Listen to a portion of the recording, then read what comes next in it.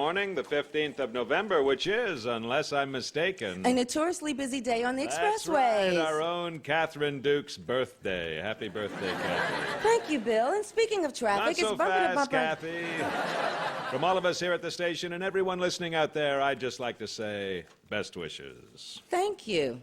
And here's to 36 more wonderful years. Major Deegan Expressway backed up The due big to an... 3-6. Wow. Major Deegan Expressway backed up due to an overturned big rig just outside the Riverside Toll Plaza. Also steer clear of the West Side Highway. This is Catherine Duke, WNYX News Radio. Catherine. No. If you ever broadcast my age over the air again, I will beat you to death with your own microphone. You may be 36, but you still have all the spark and sass of a 35-year-old. Catherine, can I... Matthew, I am in the middle of something here. Now, how would you feel if everyone knew how old you are? I can't say it would bother me. Then how old are you, Bill? I don't see how that's relevant to this conversation.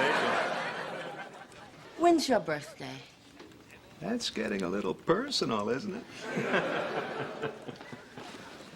Okay, Catherine. What, Matthew? What is it? Oh, I'm sorry. If you're... No, I'm sorry. I'm sorry.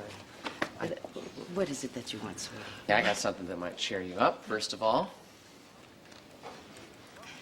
And secondly, how...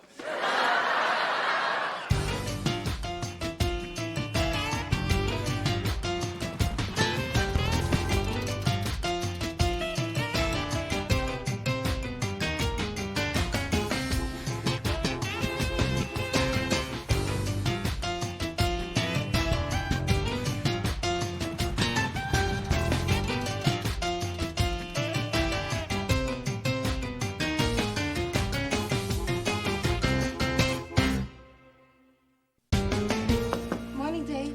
Oh, hey, Catherine, how you doing? Fine, and you? What can I do for you? I was wondering if you could tell me when Bill's birthday is. Yeah, I should be able to do that. Why do you need to know? Oh, no special reason. It's just that he's always so super sweet to me on my birthday, and I want to make sure I do something super duper sweet for him on his. That's nice. That's nice. Let's see.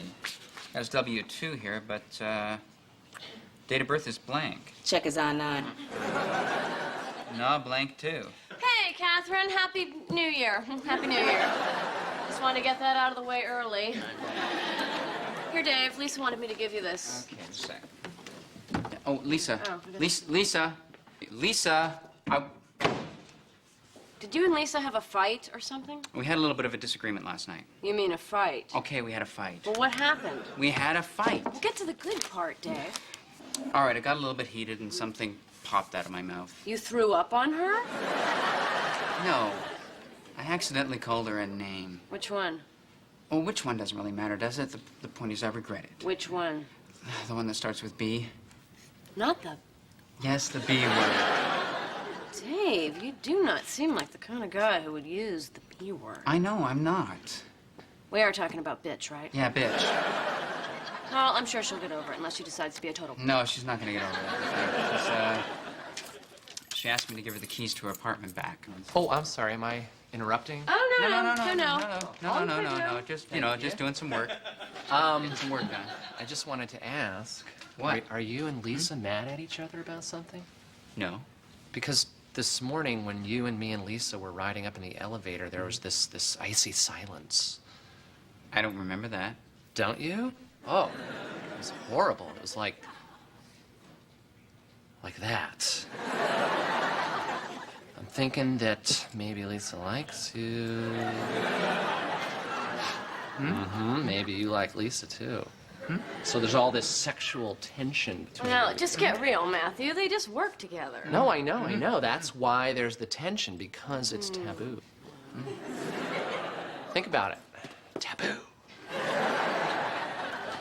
Okay, later on today. Tell Matthew that I'm just a little bit down because my taxes are being audited. Your taxes. And say Lisa's down.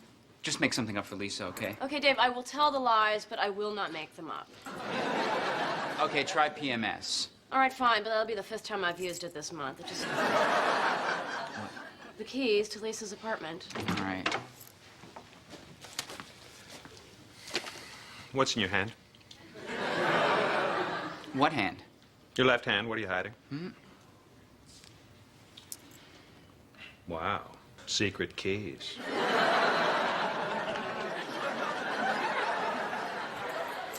Should be. Okay, later in the day, tell Bill Tell that I was giving you Bill. keys because I don't know. Oh, all right. I can't do this anymore. Because I'm watering the plants in your apartment. Great. Oh, jeez, I'm starting to feel like I work for Kaiser Soze. Here are your keys, by the way.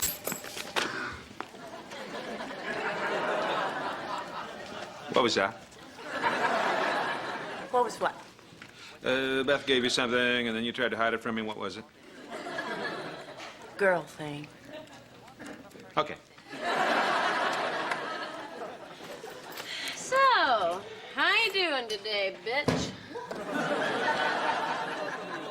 He told you? Well, I sort of had to drag it out of him, but yes. not funny. I know. What happened? We went to the movies last night, and Dave bumped into Joe in the bathroom. And since Dave couldn't tell Joe that he's there with me, he watched the whole rest of the movie with Joe. Then he went to a bar with him afterwards. I had no idea where he was, and then he finally called me at 2 o'clock in the morning. It's just... Well, did it ever occur to you that it would be a lot easier if you and Dave would just Tell tell the us staff you're dating. I know, but that's just not going to be possible. at this point in time? I would appreciate it if you would please just give Dave back the stuff he left at my apartment.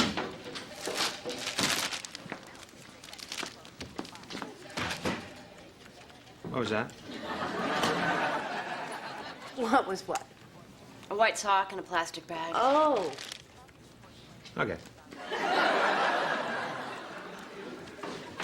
Listen, if Bill asks later, just tell him... Hey, I was Dave. at the gym. Lisa, can we talk for a second? Come on, Lisa, please. Dave, you know, I think she's well on her way to getting over this one. You really think so? Look, she packed you lunch.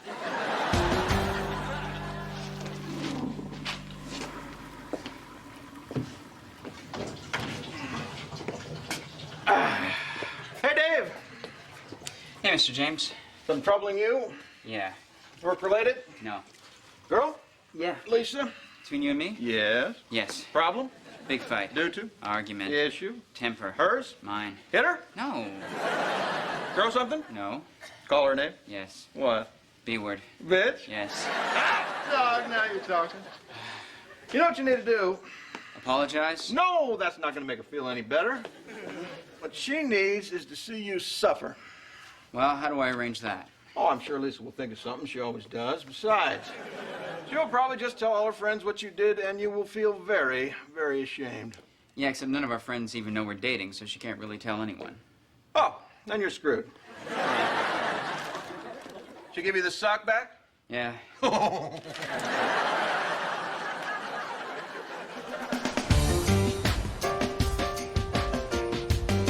Listen, we should at least sing happy birthday to her. No. Come on, you guys, what do you think, Lisa? I don't care. Dave? Ditto. It's the creepy vibes from you two. Did you guys get drunk and make out at a Christmas party or something? No. No? No. Actually, I think what's happening is that Lisa is down about her tax audit, and Dave's mom is sick. But their two bad moods are completely unrelated. Wait a minute. You told me that Dave was getting audited and you had female disorders. No, I'm sorry. Lisa's fine menstrually. I got mixed up. I don't know what I was saying. I'm sorry about your mom, man. Oh, thanks, Joe. What'd she have? What's the matter with her? Beth, what's wrong with my mom? You don't even remember? No, she has a very she has technical a name. cold. A cold. And, what was your problem again? Tax audit, which is really bad because she cheated on her taxes and she's I worried. don't cheat on my taxes.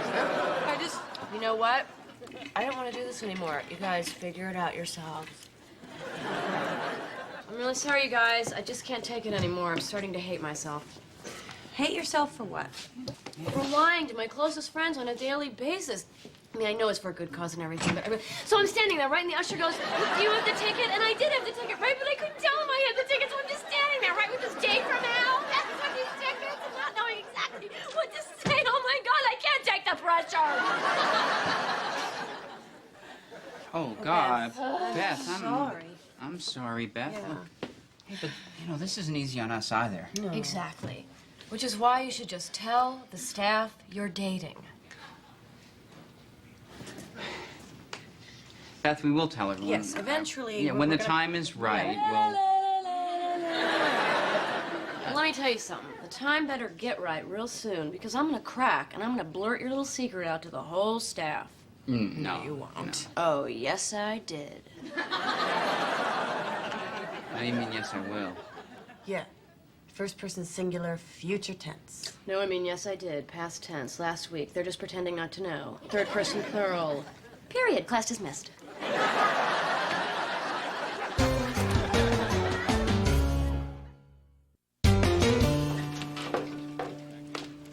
Bill? Honey, I'm sorry I get angry at you about announcing my birthday. That's okay.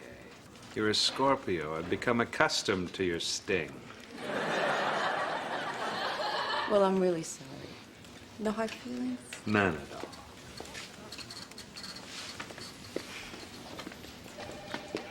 Oh, and by the way, if the reason you just picked my pocket was to get my birth date off my driver's license, I don't keep it in my wallet. Where is it? Somewhere safe, my dear. Somewhere safe.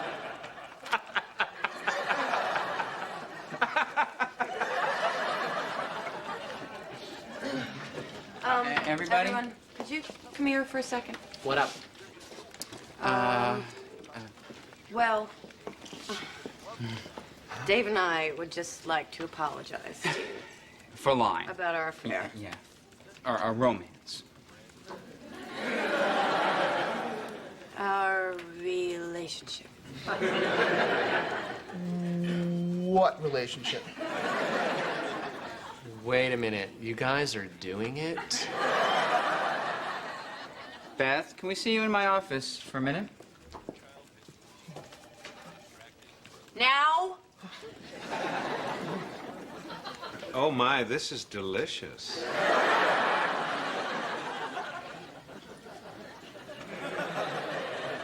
Hey, what's up, you guys? Okay, I'm sorry. I am. But I really do think it's going to be better for both of you. Beth, you lied to us. I know, and I couldn't have pulled it off as well as I did if I hadn't had so much good practice from you, and I want to thank you for that. I actually feel better. I do. Ugh, now, every time I walk in here, people are going to think that we're making out. Well, that's because you usually are. Except for now you don't have to hide it, right? No more sneaking around, no more lying. Don't you feel good? Don't you? Yeah, come on, let's go for lunch. What do you say? Okay, go ahead. I'll meet you down there in 10 minutes. No. Come on, let's go together. We can do that now. No, I know. It might feel strange, even dirty, right? But just give it a whirl. Okay. Oh, this is so Okay. excruciating. Yeah. Okay. Well, I know. Dave, maybe you could hold Lisa's hand, right? Because now you're allowed to do that. Okay. That looks really queer. Okay. Let's just go one day at a time on that. Yeah, Okay, all good right. luck.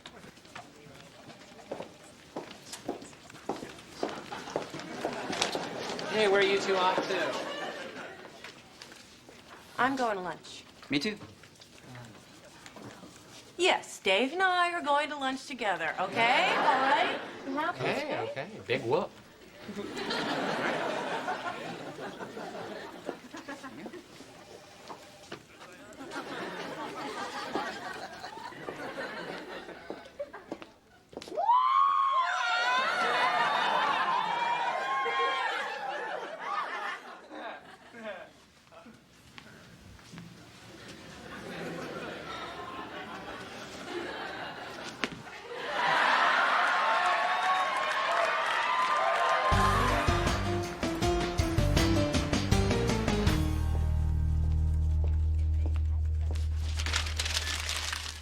that? It was nothing. It was just a sign.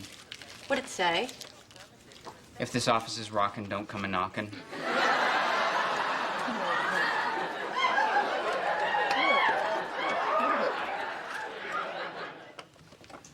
Oh.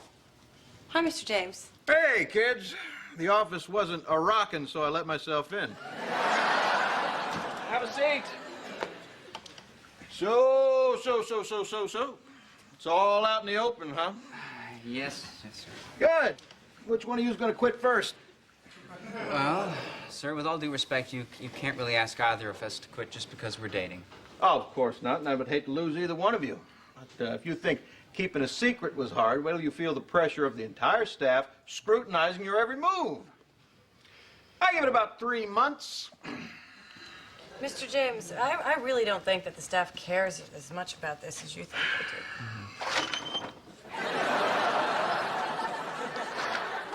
Maybe not.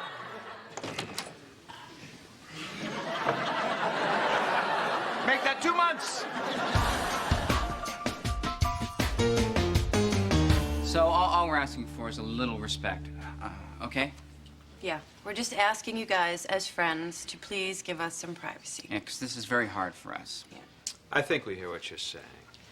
You'd like us to leave the room so you can do it right now? Come on.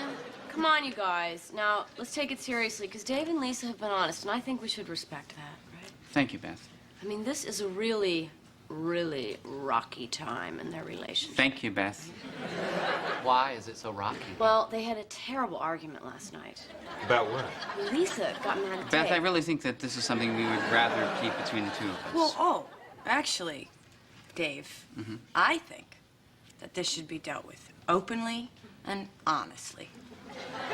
Beth, good point. As I was saying, Dave called Lisa a name. What name? Well, what name really isn't important, is it? I mean, the relevant issue here is that it's hard enough for us without being under your constant scrutiny. So if you could just help us out a little, we'd appreciate it. What name? Dave. I think Bill deserves an honest answer to his question. Okay, all right. Look, all that happened was we had a fight. We had a bit of a fight. Things got a little heated, and I called her a bitch. I called her a bitch. I mean... I'm sorry, I was just joking. I didn't know things were going so bad between you two. If you need to talk, I'm here. Well, here's the number of a therapist. He specializes in rage management. I got this from a friend, but I hear he's very good. My friend told me. You know, I think I really like this new honesty policy. Me too. I'm thinking of a word right now. Can either of you guess what it is? Does it start with a B? No, I think we're a little beyond that at this point.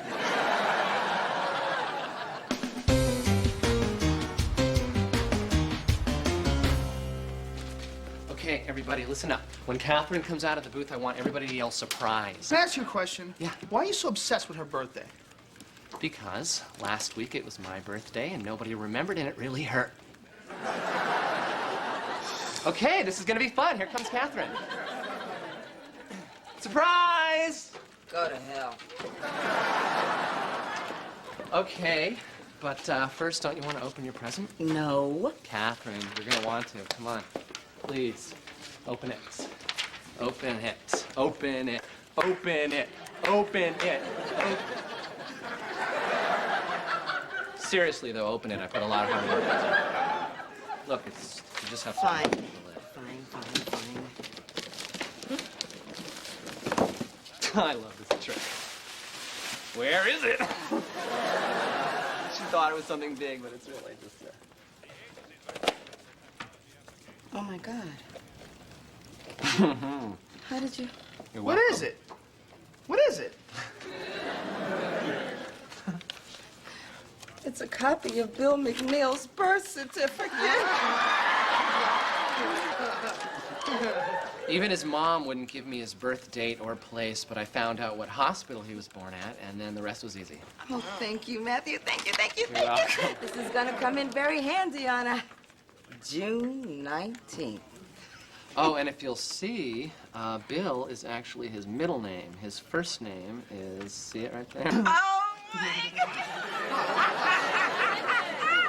Everybody, drinks are on me tonight! Drinks on you. Excellent. Where are we going?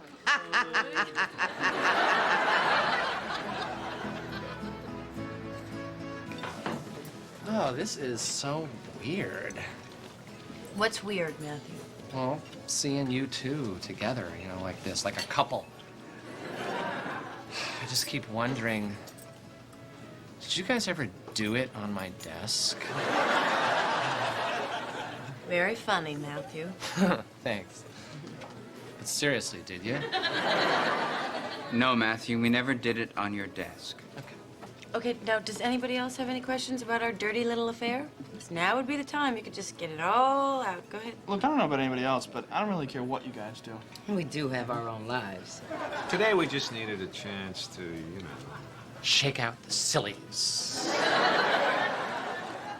Please don't finish my sentences for me. Okay, you know, it is getting kind of late. Yeah, I'm kind of tired, too, so, yes, we are leaving. Mm-hmm. Dave and I, together. We're gonna go back to my apartment. Yeah, whatever.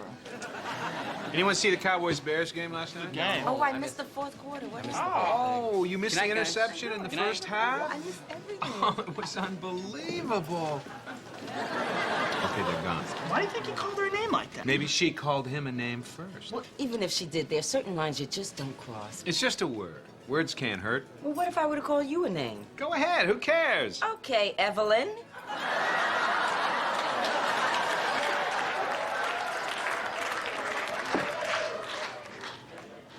First of all, it's pronounced Evelyn.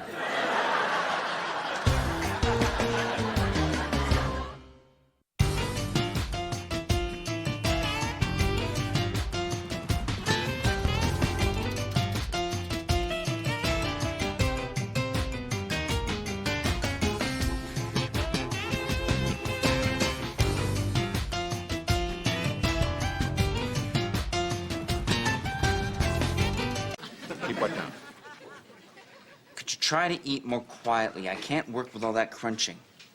Well, maybe I can't crunch with all that working, so let's call it a truce, eh? Dave, Uh-huh. do you think I'd be stepping on anyone's toes if I called a staff meeting? I have a personal announcement to make. Yeah, why not? I just got offered. Matthew, that's the third coffee pot you've broken this week. Yeah, but I'm pretty sure this one wasn't my fault. Right. And no offense, but what are you even doing here? You don't work here anymore.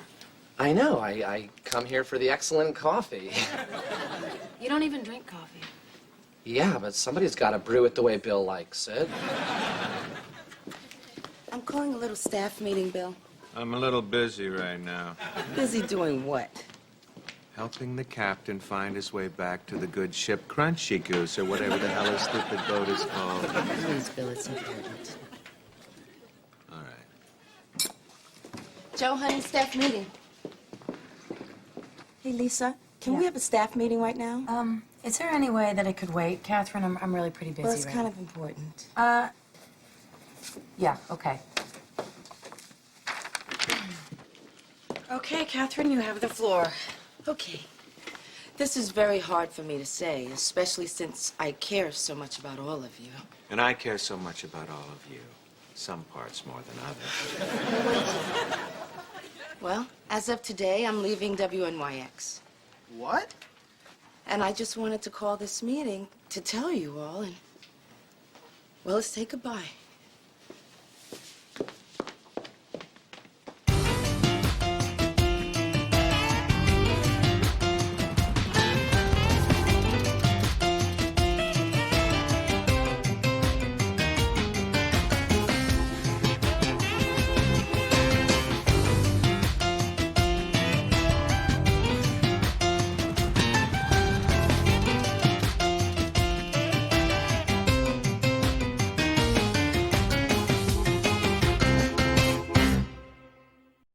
So, Catherine just up and quit, just like that?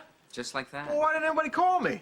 We did, but as soon as she broke the news, she just cleaned out her desk and left. Oh, man. I mean, there was no incident. No. No ugly scene? No. No one got slapped? No. Sure this is Catherine we're talking about? We're all as baffled by this as you are. All right. Well, I'm missing something here. I'll tell you what. Just take me through it step by step. All right. Well, sir, as I remember it, Catherine was on the phone. I was at my desk trying to get some work done, which wasn't easy, as Bill was making his usual assortment of annoying noises.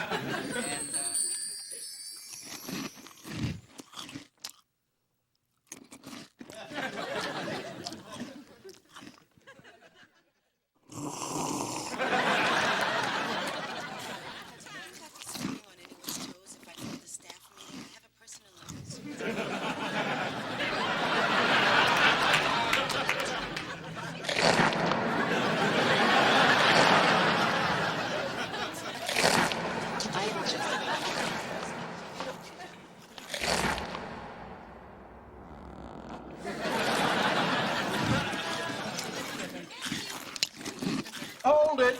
You're trying to tell me that Catherine quit because Bill chews with his mouth open? Well, would you blame her if she did? I mean, could you really blame her? Take it easy. Just calm down, all right? Jump ahead to the staff meeting. Okay, well, we were all gathered around the conference table for the meeting. Catherine had told us that she had an announcement she wanted to make. This is very hard for me to say, especially since I care so much about all of you. As of today...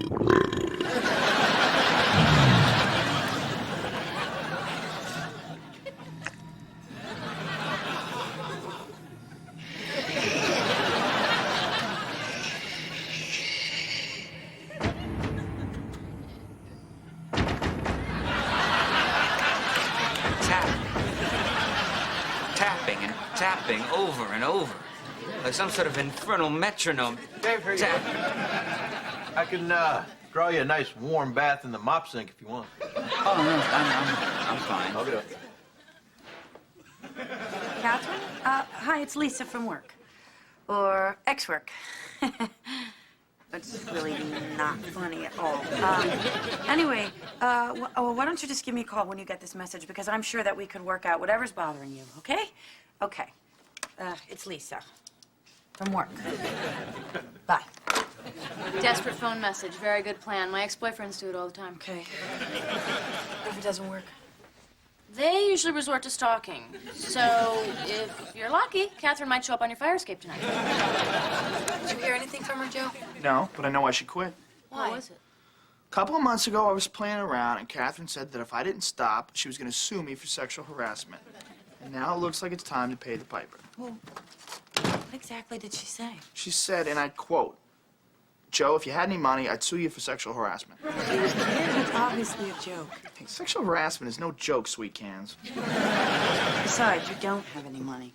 I think my shoebox full of Krugerrands is common knowledge, thanks to somebody's big mouth. You have a shoebox full of Krugerrands? Yeah, didn't I tell you about that? Regardless, Joe, I don't think you have anything to worry about. I'm not worried. See, ever since the day Catherine made that threat, I have consistently and secretly tape recorded every single conversation I've had with her. Why? To use in my defense when this whole mess comes to trial. Case in point, 2 weeks ago last Monday. Hey, Kathy, your pantyhose is ripped. No, it isn't. Nah, I just want to see it check. Next time, check it yourself, sweetie. See, I made one little innocent remark, and she slapped me, which led to physical and mental anguish, which quite frankly nullifies the possibility of compensatory redress. But, you're okay now? Yeah. Joe.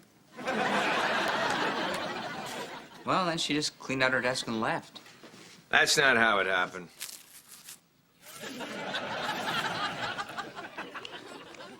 All right, Bill, sit down. Tell me what happened from the very beginning. Okay. It was a morning like any other.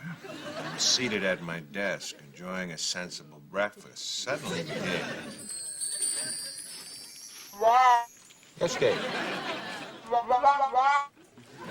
Sure.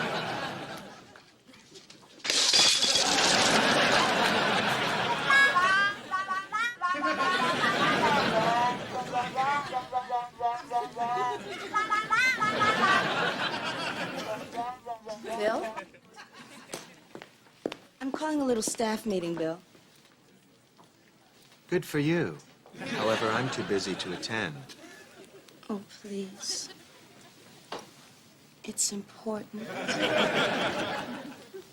All right. Hold it! Bill, I've read penthouse letters that are more plausible than that. So have I. But the fact is, the woman wanted me. And the fact that she couldn't have me made her quite simply insane with what the great poets have called manimal lust. So anyway, we get together for the meeting. Everything seems to be going along. This is very hard for me to say, especially since I care so much about all of you. And I care so much about you. Maybe in a different world. As of today, I'm leaving WNYX. Goodbye. Okay, this is definitely a load of crap.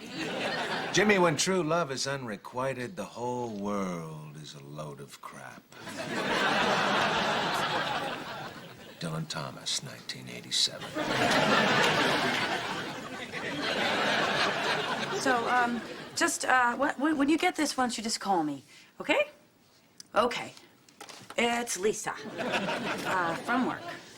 Bye. That's perfect. Play it again. Catherine, if I said you had a beautiful body, would you hold it against me? Only one way to find out, honey.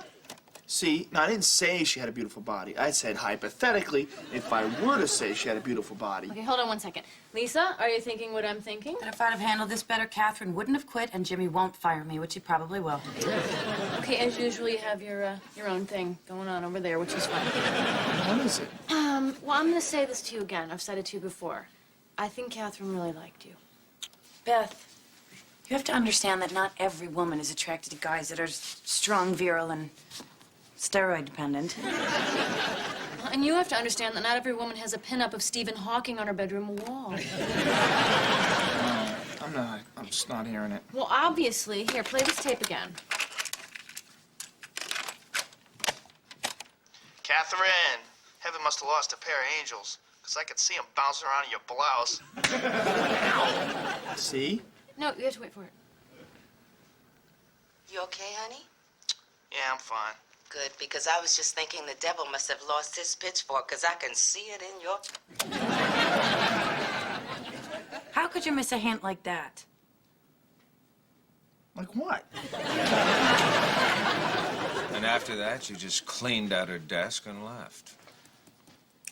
Thanks, Bill. Thanks for what, Jim? Thanks for being man enough to bear up to the curse of my overpowering machismo. Yeah, thanks for that. You're welcome, my friend. You are welcome.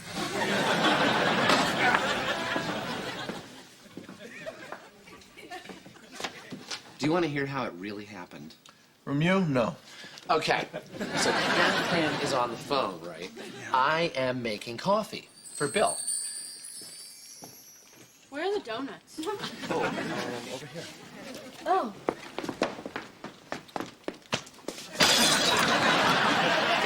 Matthew, that's the third coffee pot you've broken this week. Yeah, but I'm pretty sure this time it wasn't my fault.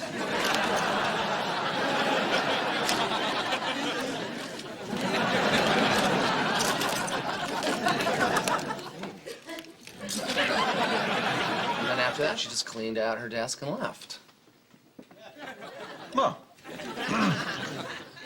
not only is that incredibly hard to believe, but it tells me nothing about why she left. Oh, you wanted to know why she left? Yeah, but again, not from you. Well, for that, you're going to have to back up a lot further than just this morning. Really? See, about 2 weeks ago, okay, Bill and I were talking. This is the life, eh, old friend? Sure is. But if the skipper catches us, we're cooked for sure. Oh, I got a bite. Matt. Looks like we'll be eating like kings tonight, Matty boy. I thought you said we're supposed to throw back the little ones. No, the little ones we cut up for bait. Now brew up some coffee. You got it, Bill.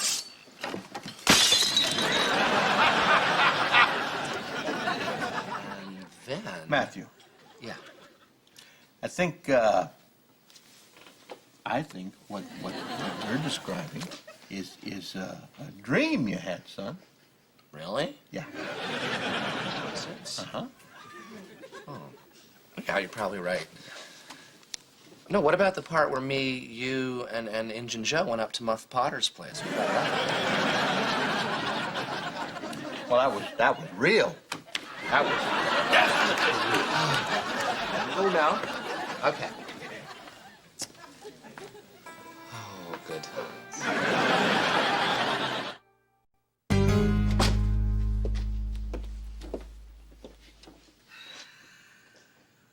You're Am I not fired. You tell me what happened. Okay. Well, sir, I guess it all started when I was trying to catch up on some work this morning. Okay, ad sales is on line 2, the SEC is on line 5. I need these proofs read by this afternoon. 6 in the IRS. Okay, I'm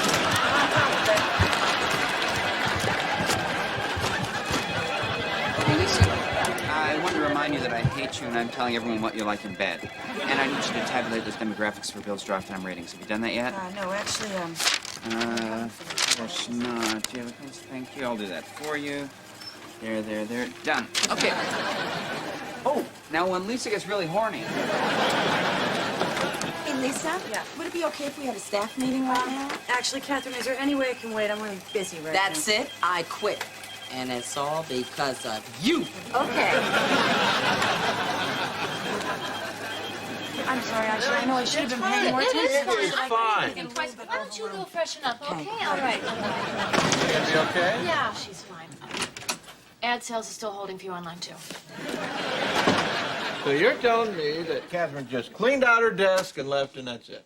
Oh, well, no, not exactly. You see, after the staff meeting, Catherine got her purse and she went into the elevator, and then we followed her out to there.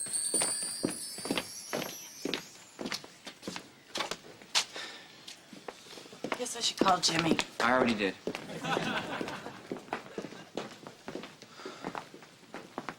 Goodbye, Catherine.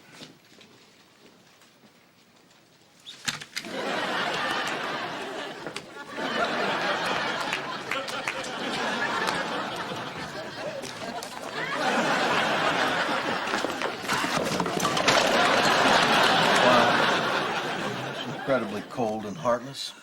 Well, not really, sir. I mean, I think it's more that people wanted a little something to remember Catherine by, like a stapler or a box of paper clips or one of those halogen desk lamps that we're not allowed to order out of the office supply catalog anymore. All right, who stole all the stuff off my desk? This is unbelievable. Well, we thought you were never coming back. I told you I was coming back to clean out my desk, but it looks like all of you have beat me to the punch. Here, this is yours. It's yours now, honey. Hey, thanks. Catherine, can I see you in here for a second, please? Sure, Jimmy. Thank you. Now, Catherine, I understand you're quitting. Yes, I am, Jimmy. I wanted to tell you in person, but I know. just... I'm sorry, Catherine, but this whole damn thing is so confusing. Confusing? Why? What have you heard? What have I heard? Yeah. All right. Bill? What? I can't handle this job.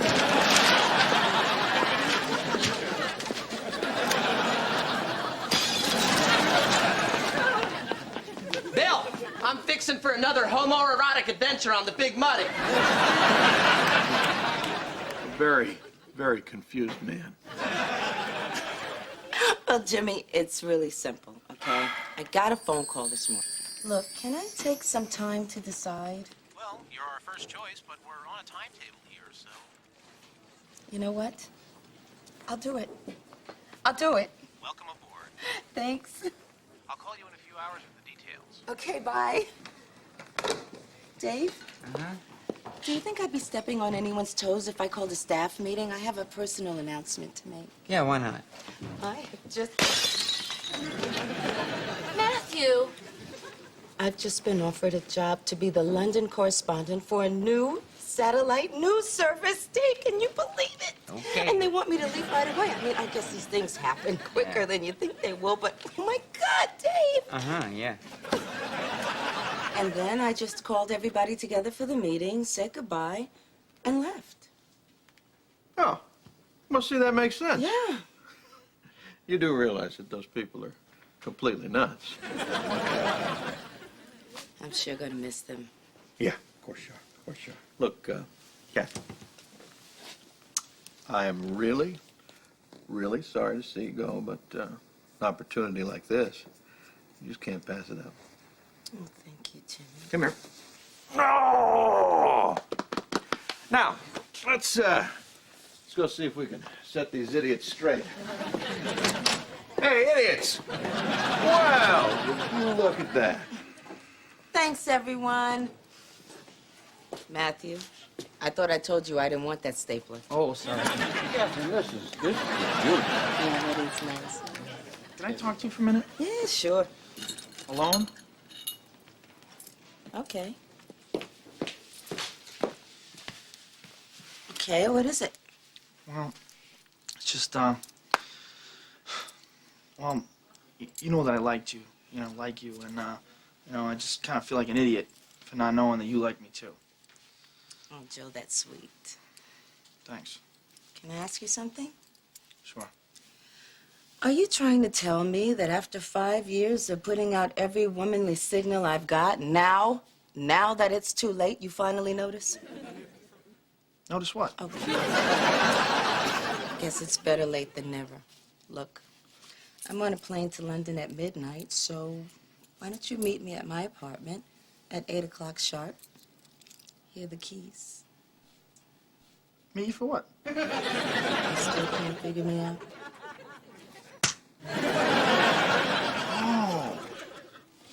Oh. Wow. Now, Catherine, you know Bill thinks that you're in love with him. Of course he does. And in a way, I guess I am. Really? Actually, no, I'm not. It just seemed like the right thing to say. Well, looks like I've got a plane to catch.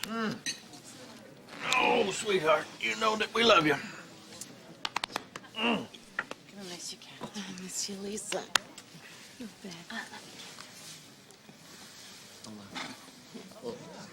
We're all very proud of you, Catherine. Very, very, very proud of you. Oh, Dave. Well, I'm proud, too. I'm so proud to have known all of you. And in all my years here at WNYX, I guess what I'm most proud of is what's happening in my apartment right now, honey.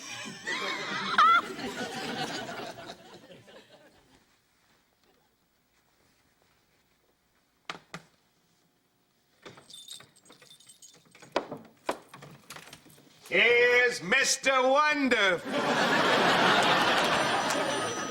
Hi, it's Catherine. Leave a message. Hi, Joe. Hi, Bill. If both of you guys can hear me right now, then I am one happy woman. Goodbye! I suppose these are for you. Thanks.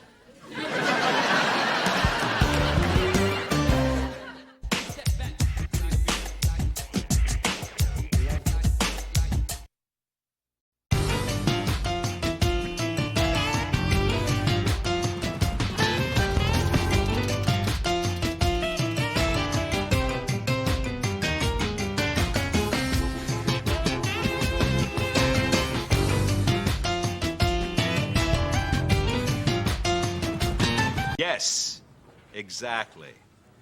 Those of you who faithfully tune into news radio whenever we're on enjoy following the misadventures of our little crew at WNYX. But every now and again we, and by we, I mean the inconsiderate jerks who write this crap and then force me to say it, we like to kick back and say, what if? For example, what if WNYX wasn't a radio station at all, but rather a massive luxury liner called Titanic? Well, tonight, with a budget of over $200, we hope to answer that question. So sit back, relax, don't be afraid to cry. I do it every day. Tears of joy because of quality news radio episodes like the one you're about to see.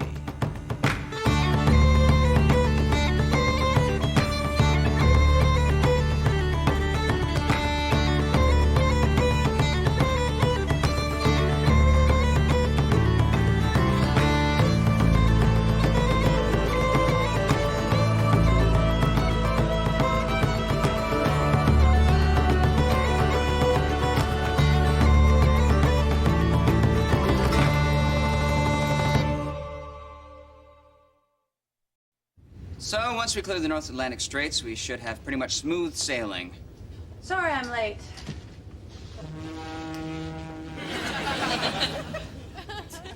The chambermaid couldn't get my corset laced. Yeah, I've been there. You don't wear a corset, Matthew. I don't anymore, I'll tell you that much. All right, so, once we get through the North Atlantic Straits, we Morning, Captain. Ann, what kind of time's my little baby making today? 15 knots, sir. 15 knots, is that so? What is that in miles per hour? Roughly... Who cares? Take her up to 80. Well, sir, and this goes for everyone as well, there has been an iceberg warning, so... Oh. Dave, an iceberg warning, please get real. Look at me, I'm a big old iceberg and I'm a coming together. Matthew, I'm quite serious. Oh, lighten up, son. This radio station / luxury liner is unsinkable, right, Joe? You know it. That's right. No expense has been spared. Not one. The hull alone is held together by over 200 miles of duct tape. I thought we were going with steel for the hull. No, steel's not waterproof. Matthew, you'll be on iceberg watch for today. Whatever. Aren't you forgetting something? No, I don't think I am. Lisa's birthday. Happy birthday, Lisa. Thank you. I have a very special present for you, Miss Lisa. Oh, Walt, you shouldn't have. Well, the meeting is adjourned. Matthew? Can I interest you in a cup of coffee, sir? Oh, I would love to, Dave, but I'm supposed to be having coffee with that Molly Brown chick from upstairs. Making any progress there, sir? Second base. But I hear she's involved in the suffrage movement, and I'm thinking maybe she's a little hot to try. Good luck, sir. Yeah, well. Morning. Yes. Just place it by my desk. Bill, why can't you just use a briefcase like everyone else? And put these impoverished drunkards out of work. You're a cruel man, Dave. Careful with that, you rueful ape! Sorry, sir. Sorry? Sorry doesn't feed the Admiral's cat now, does it? Bill. All done, sir. I seem to have misplaced my billfold. You'll be taken care of handsomely at the conclusion of our journey, my good man. With a swift kick to the gluteus acimus. Good morning, Bill. What's he doing here? His job. Helmsman, lash the wheel. You're relieved. All I'm saying is he belongs down in steerage, not wandering freely up here with us. He's a good kid and he's a hard worker. Dave, social classes are segregated for a very distinct reason. The wealthy aristocracy are simply not meant to mingle with the vulgarian bourgeois swine of third class. It just isn't done. Bill, of course you're right.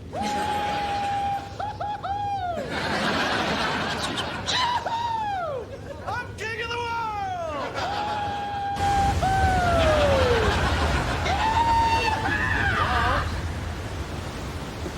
Kind of loud. Sorry, I just get so excited out here. I know, king of the world-itis. I've fallen prey to it myself.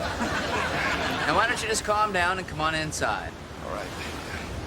Matthew, you're not likely to notice too many icebergs with your nose buried in that nefarious scandal sheet.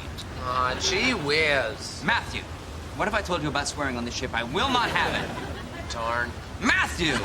Shucks! Well, I never... Whoa, get in here.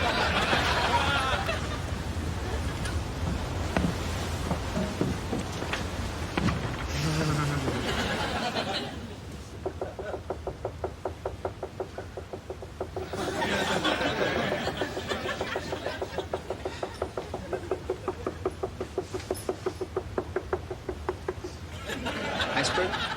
No, actually, I was wondering if I should also keep my eye out for... No, don't bother. There are no mermaids in this part of the ocean. Okay. Yeah. Aye, aye.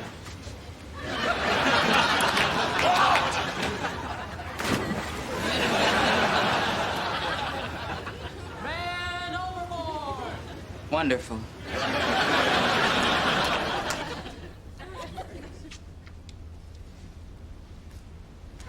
What's going on? Man overboard. Who?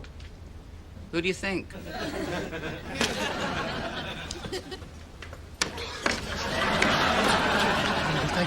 Thank you. Hey, it was a good thing I fell off. Somebody dropped this off the ship. I thought you said man overboard.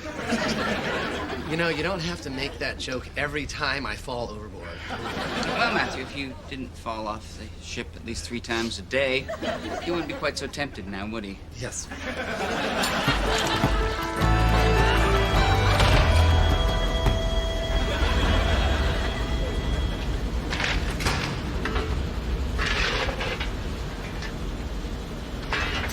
Want to help me stoke the boiler? No, actually, I was just going to use the bathroom. Why don't you just go over the side? Hey, Dave, you know, speaking of icebergs, I was tinkering around over the weekend, and I came up with an electrical device that can detect solid objects from miles away. Did you now? Yeah, I'm gonna call it radar. Ah, well, I think we'll just stick with the old-fashioned binoculars if it's all the same to you.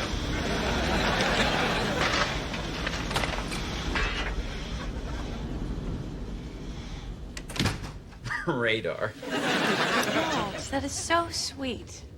What's sweet? Oh, Walt's birthday present. He wants to sketch my portrait. Ah, yes. Did you hear that? He wants to sketch her portrait. So what? So that's obviously his boorish working-class way of trying to get to see her naked. No, it isn't. Walt, this sketch you're planning on doing, how would you characterize it? Well, sir, I'd have to say, artistic. Artistic. That's poor for naked. I know that. I'll talk to her later. Here's that Admiral Pataki interview. Ah, well, question. Happy birthday. Oh. Oh. You don't like it? No, I do like it. I do like Well, it. then- It seems a little tiny bit much, maybe. It's nothing. It's nothing. Dave, this is a Coeur de la Mer, the biggest blue diamond in the world. Well, what the hell? It's your birthday. Oh, my God. An iceberg! Where? I'm just kidding. I don't even know what those things look like. I'll keep looking.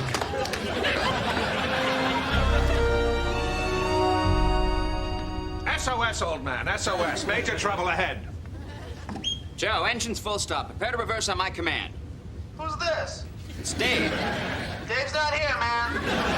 This is Dave, the captain. Dave, now engine's full stop.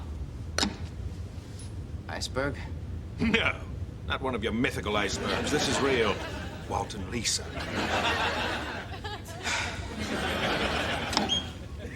Joe, ignore that last order. What order? What did I tell you? I'm sure there's a perfectly reasonable explanation.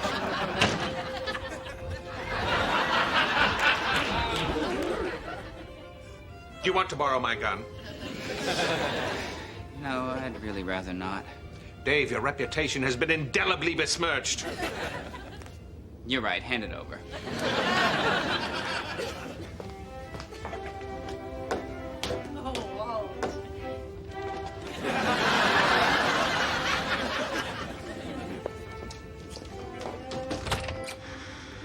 Matthew, what are you doing? I'm using my humidifier. I think I caught a cold one when I fell overboard. Why aren't you out watching for icebergs? Dave, what is your obsession with these so-called icebergs? I mean...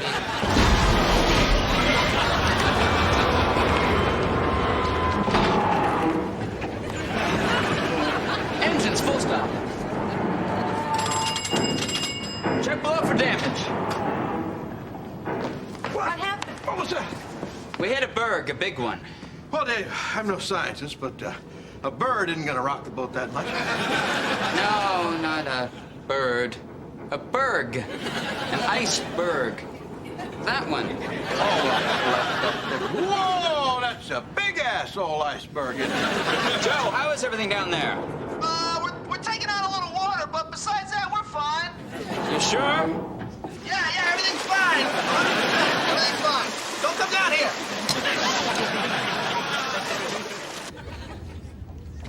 What's going on? We hit an iceberg. We're taking on a lot of water. We'll probably sink in a matter of hours. He's exaggerating. No, I'm afraid I'm not. God help us all. Matthew? Yes, sir. Fire off a distress flare immediately. Yes, sir. Not in here, you idiot! Said immediately. What? Well, great. Now we're not just sinking, we're on fire. Are you happy? We're not sinking. Yes, we are.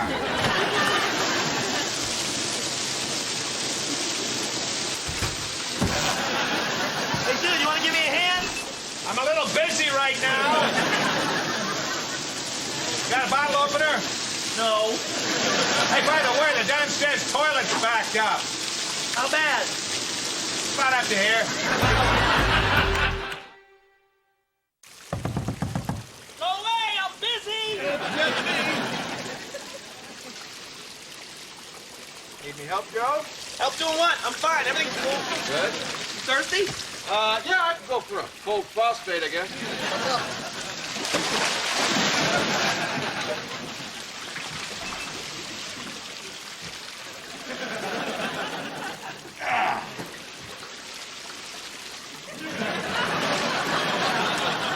Oh, thanks. You know, Dave thinks we're sinking. Sir, this ship isn't rated unsinkable by strict union specifications, which means that even if it's completely submerged, it still retains its unsinkable classification. Oh, good. I need that for the resale value. Hey, look, you got any cheese crackers in here? Sure, hold on. Good. We need to start loading the passengers into the lifeboats. You take the starboard side of the building, I'll take the port. Okay, let's go. Dave, Huh? are you mad at me? No, but I have a lot on my mind right now. Okay, because the only reason I'm not wearing a necklace is because it's making people think that we're back together. Oh, you know, and listen, I'm trying to tell them that it's just a friend gift, but everyone seems to think that it's more of a let's be more than friends gift, which it isn't. Is it? Could we possibly discuss this tomorrow? Dave, there might not be a tomorrow. Yeah. What a shame. What'd you say? Nothing. Look, if you insist on discussing this, What did I do? then yes, it would be nice if you wore the necklace, but if you don't like it, just get... like it. Well, then wear it. Why not? I'm just concerned about what you do. Look, it's a birthday present. It just means I'm glad you didn't die partway through the year. Oh, what's the rush, Joe? Nothing. Just get a claustrophobic below deck. What's that? What's what? Can't you hear that? Sounds like a wall of rushing water or something. Oh, no, it's just the boiler. That means the ship wants to go fast. Oh, okay. Carry on.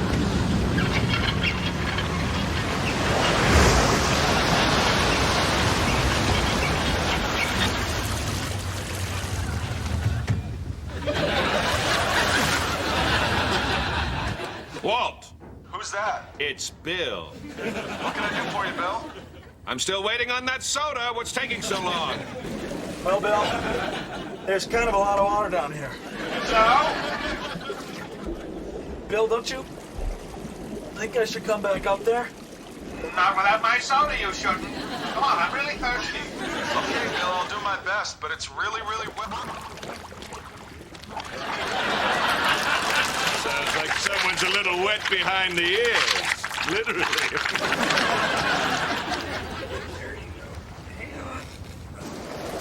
You're next. Is everybody set? Matthew? Yeah.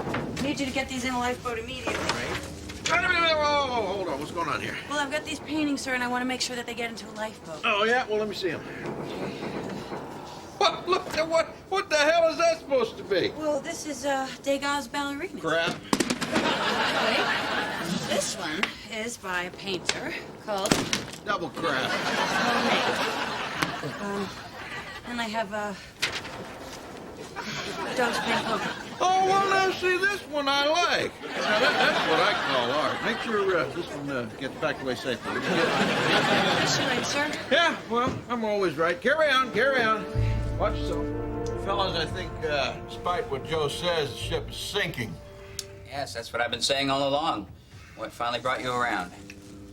Well, I think it's when Joe drowned. Okay. So now what? Well, I don't know about you, gentlemen, but I plan on going down with the ship. Me too. I salute you, Dave. This was quite a scheme. What scheme, Bill? To pretend we're sinking so we can dump all the third-class passengers into lifeboats and set them adrift to freeze to death. Classic! Bill, this isn't a scheme. We're really sinking. Right. You got me. Bill, he's not joking. The ship is sinking. We're sinking. Yes. Huh. Well, more cognac, anyone? I'll go fetch some.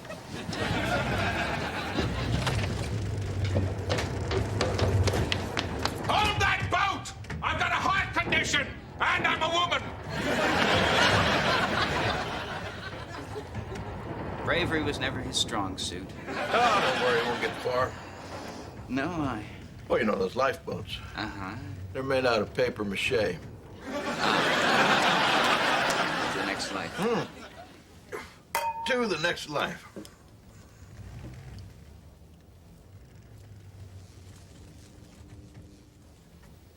Isn't the ceiling supposed to cave in now? Yeah, but I think they blew most of the special effects budget on the break room scene.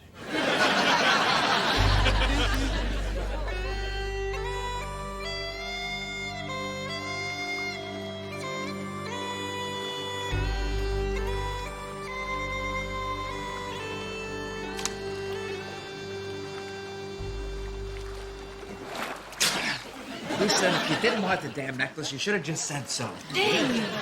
I thought you were gone. Oh, I very nearly was. But then I decided, no, I'm going to fight. What gave you the strength? There are things in this living world far sweeter than anything the great beyond has to offer us. Like love. I was talking about coffee. But love's important. By the way, do you have any? Love? No, coffee. No, I'm sorry, I'm afraid I don't. Well, then what's the point?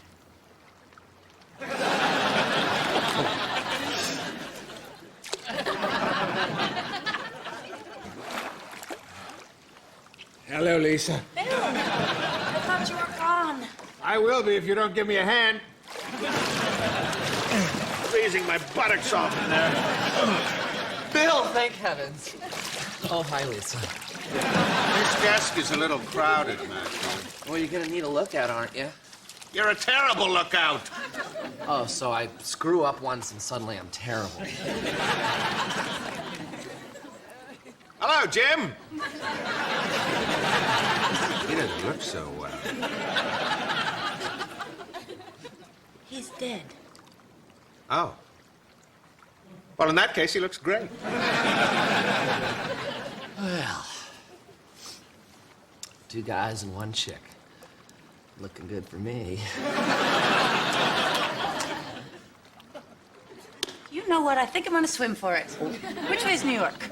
There it is, right there. No, Matthew, that's an iceberg. I'm pretty sure that's New York. Bon voyage! Bye.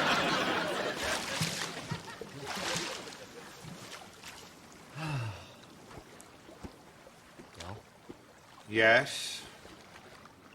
we're not gonna have to repopulate the Earth or anything like that. No. So, I guess we'll be stuck out here for a long time, eh, old friend? Yep. Did you bring any food? No, did you? No.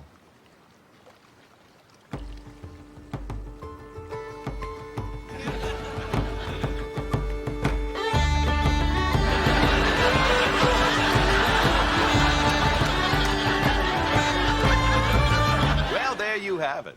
Kind of a downer, huh? Especially with everyone dying and Matthew and I eating each other and all of that. But it's just a TV show. None of us really died. Right, gang? That's right. Hey, where's Dave? Oh, Dave drowned while we shot that last scene. Oh, what about Vicky? Off making a movie in Toronto. Oh, okay. So only one person died, and one is off working on her feature film career, so it all evens out. Good night, everybody. Good night, folks.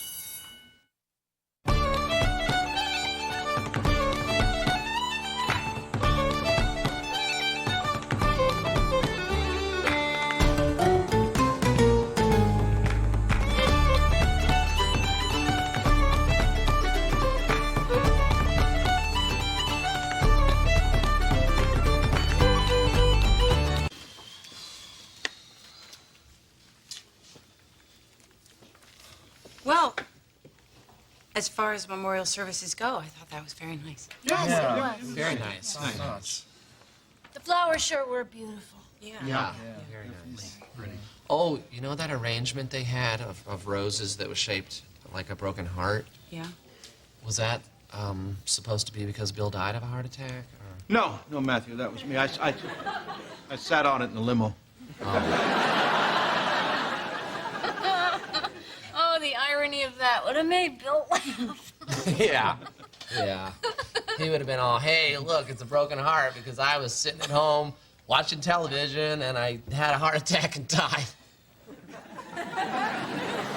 Or something like that, you know. Dave looked great, didn't he? Yeah, he looked fabulous, didn't he? You know, he put a lot of work into that eulogy of his. Yeah, nice work. Yeah. Was it just me, or did Dave's eulogy really suck? Totally sucked. I think maybe Dave wanted the eulogy to be so good, he just tried a little too hard and lost perspective. Is that why it was 2 hours and 17 minutes long? You counted? Well, I had to do something to stay awake. Poor Dave. Matthew, what are you doing? I'm just arranging a cup of coffee the way Bill liked it. We used to play this game where if I didn't get him a fresh cup of coffee before the meeting was over, he'd get so mad at me. Good times. Well, looky here. Hey, Dave. Hello, everyone. Your eulogy was the best. Thanks, but it really wasn't. No, it was totally great. comprehensive. It didn't suck at all. Look, you guys chose me to speak on behalf of all of us, and I know that I blew it, and you have every right to be angry with me. Oh, no, that's Dave. What the hell are you doing? Guys, I said I understand your anger, all right? It's just... Dave, it's not about the eulogy. No? It's just that Matthew got a cup of coffee as a symbolic gesture for Bill, and you...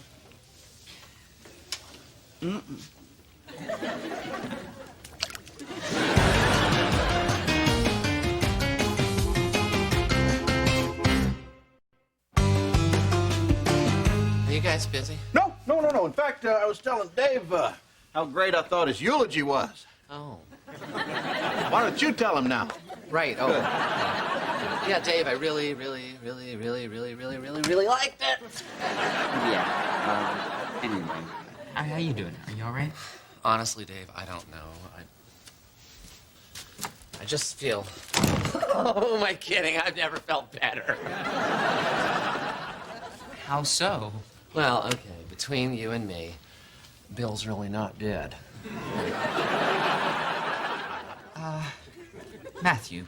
This is all part of his secret plan, which he didn't tell anybody except me. Secret plan? Right. See, Bill always said that someday, when the time was right, he was going to drop out of society and move up to Afghanistan and start a boat chartering company. You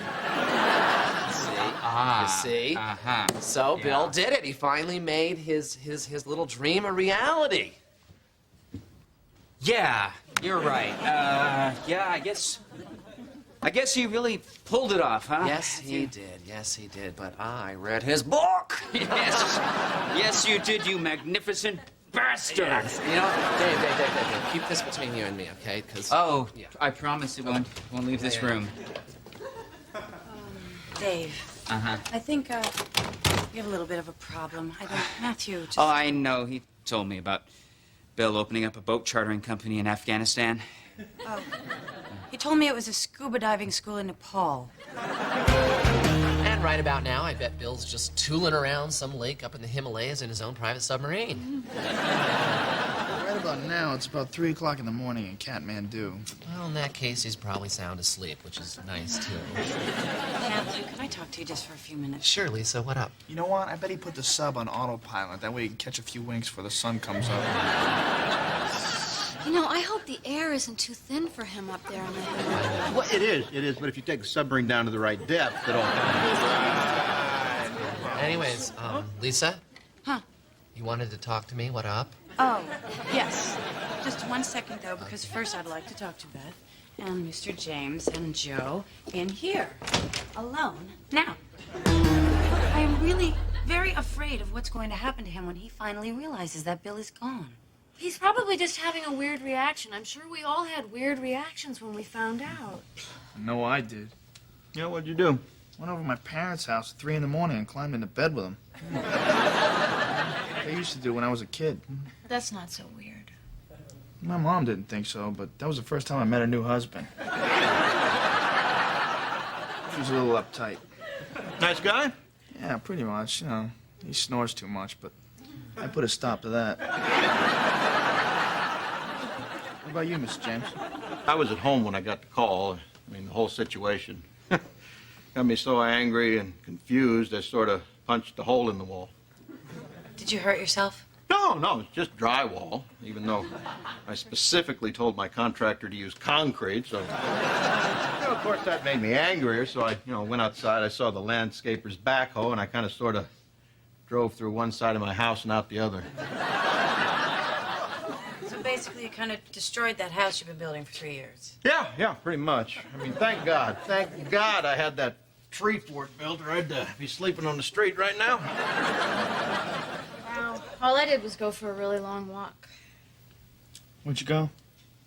I don't know. I mean, all over the city, I guess, and then somehow I ended up standing outside Bill's apartment building, and I wanted to make sure he was really gone, so I figured out which window was his, and then I just started yelling, Bill, hey, Bill! And then what happened? Well, finally someone opened their window and yelled down, shut the hell up, you crazy bitch. That's just what Bill would have done. Yeah. And that just made me think, his spirit lives on in others. That's sweet. What about you, Lisa? Oh, mine's boring. I just got drunk. Then what? Then I went to sleep. And what'd you do when you woke up? I got drunk again. And then I pretty much stayed drunk for like 3 days or 4 days. But, it's a little weird for me. You're drunk right now. No, Beth. I think after 4 days, I've pretty much gotten out of my system. You guys, I'm not drunk. Oh, sure. You're fine. I am fine. Don't get belligerent with me, little lady. I'm just not drunk. Come on, I would not come to drunk. That's just sad.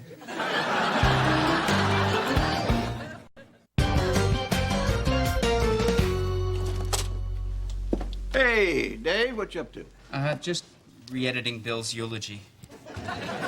You think we're gonna bury him again, son? Mr. James, if Dave finds it cathartic to work on the eulogy, more power to him.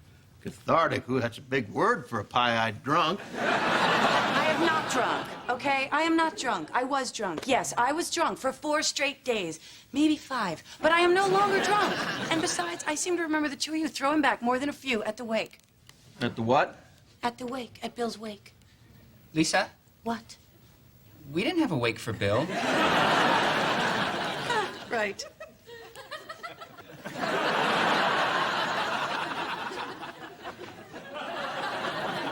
Oh. Well, then, whose wake it was that I went to yesterday, that was a very good, healthy, healing way to celebrate Bill's life. Or whosever life it was, excuse me. You know what's bothering me? What? Well, that no one can bring themselves to tell me to my face that the eulogy sucked. Well, maybe it didn't. Bill would have told me it sucked. Well, that's true. Yes. Even if it was the most eloquent and moving eulogy ever delivered, Bill still would have told me it sucked. And you enjoyed that? No, not particularly, but I kind of got used to it, and, now that he's, not here to do it anymore. Just makes you miss him more. Yeah, it really does. Dave, your eulogy sucked. You're just saying that to make me feel better. No, I didn't. If that eulogy had gone on 1 minute longer, it would have been yours. That's very sweet, sir. Thank you. No, seriously, Dave, the eulogy sucked. No, really, you don't need to do this. It was really, really bad. Sir, I know you're trying to be nice. No, I'm not. It was the worst thing I've ever been to. Sir, you just know.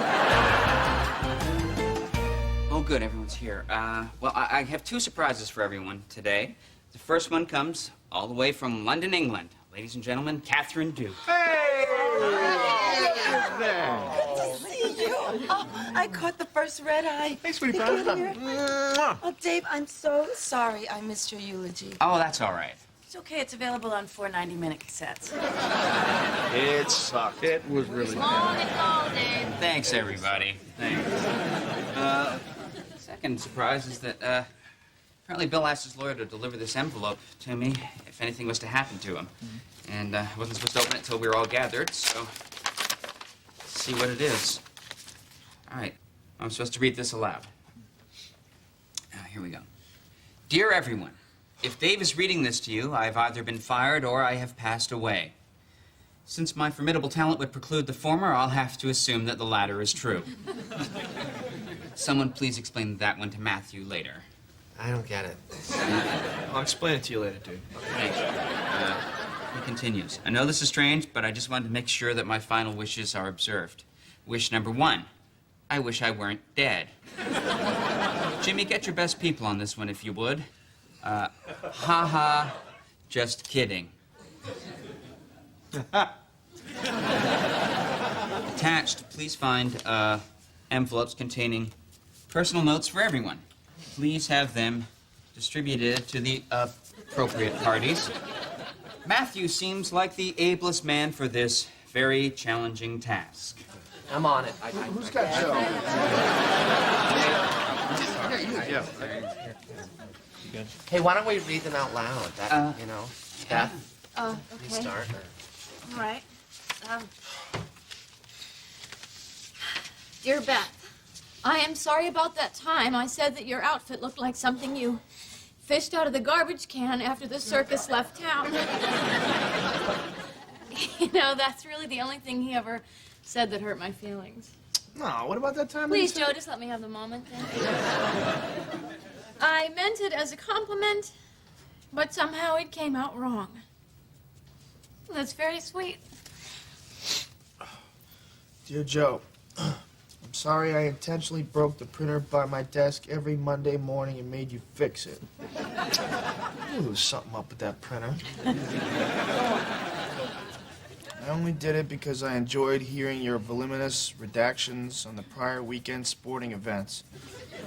On more than one occasion, you helped lull me into my mid-morning nap. For that, I am eternally grateful. Kudos. The printer shouldn't give you much trouble anymore. What if you knew how much I enjoyed fixing that printer? Oh, I think yeah, you did, you big must- guy. you- I think sure. you did. Yeah. I'll go ahead and go. Dear Jimmy, what can I say? The fact that you trusted me enough to share a few of your deepest secrets with me means a lot. I only hope that someday you'll reveal to the rest of the world the actual culprits behind the assassination of John F. Kennedy. Actually, this one's kind of personal, so I'll go ahead and do it. Okay. Dearest Lisa, I'm sorry I was so obsessed with what you might look like naked. I'm even more sorry that I never actually got the chance to see you naked. Please think of me the next time you're naked. Because if it is at all possible to become a ghost, I will be there, appreciating you and all of your naked splendor. Are you sure you don't It's have mine? mine, Matthew. Oh, right. Dear Matthew, I am dead. No matter what I may have told you about my secret plan, do not get on an airplane and fly around the world searching for me. Also, be assured that this is not just a further ruse to throw everyone off the track of my secret plan. Huh. I'm sorry, Matthew. Oh, P.S. The crow flies at midnight. What does that mean? Nothing. Never mind. It's top secret. Okay. All right. David, I suppose I should say I'm sorry for tormenting you so relentlessly, but I'm not. You enjoyed the game as much as I did, and you gave as good as you got. I salute you, sir. Salute! As for my eulogy, please make it as long and boring as is possible. Oh, well, see, there, you did right by him. Anything less than 3 hours I will consider a colossal failure. Okay, you almost did right by him. Catherine. Well, Your this turn. is kind of personal. Oh, no. Go ahead. Come on. Read Hey, this. easy there, Lisa. No one likes a sloppy drunk. Come on, Catherine. Go ahead, sweetie. Yeah. Okay, well, you asked for it. Dear Catherine, I'm sorry we only slept together that one time. I found your love-making technique delicious. Particularly the way you... Go ahead. Just go ahead. Yeah. Read that. Well, there's another final note for all of us. Anywho, he continues, that about wraps it up for me. Farewell. Take care of each other, and I'll see you all when you get to wherever it is that I am now. That's it. Matthew, please collect these notes and burn them immediately. Hmm? There you go. Oh, wait, there's some fine print here. P.S. To liven up what I'm sure is an unnecessarily somber day, I have taken the liberty of treating these notes with a flammable agent which should...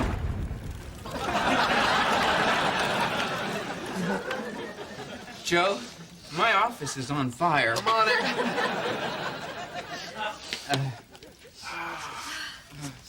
You know what? That's kind of nice. Yeah, it is.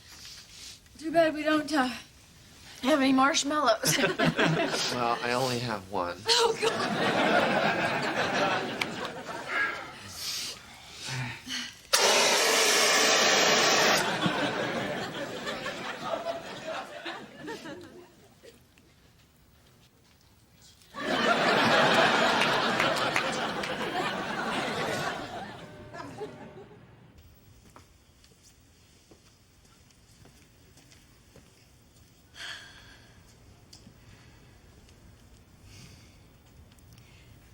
Thank you for everything, Bill.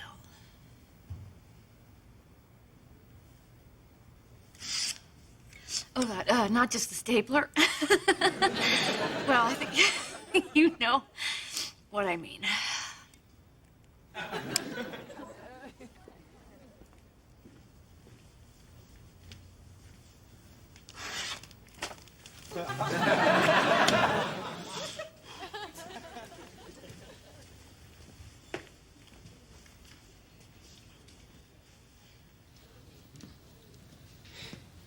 Matthew. Okay, good night, Dave. Night. What's Bill's in-out tray? I don't know. His tape dispenser? I don't know. What, the stapler? Don't know. Where's his coffee cup? In my pants. Yeah. I'm just taking it home for safekeeping, you know, in case Bill comes back and needs it.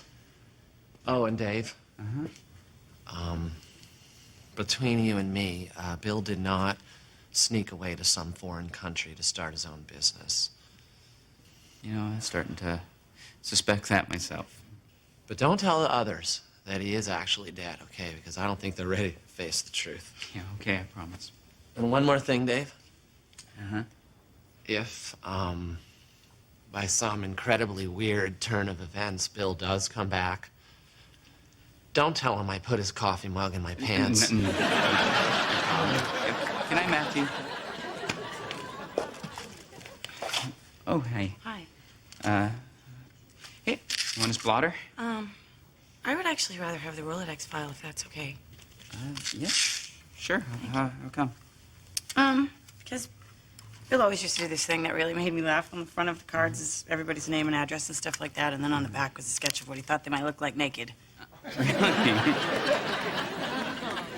Let me see yours. Okay. Here it is. Lisa Miller. Oh, well, why do you draw you with a bikini? Oh, yeah. Bill made that for me, made out of a Post-it. Look, comes off. Ah. Well, maybe Don't you take should- the bottom off. No. Lisa, I know that the eulogy was pretty bad, but did it really suck? I really couldn't tell you, Dave. I've been drunk off my ass since 8 o'clock this morning.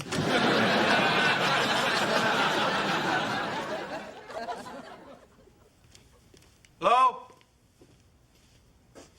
Anybody here?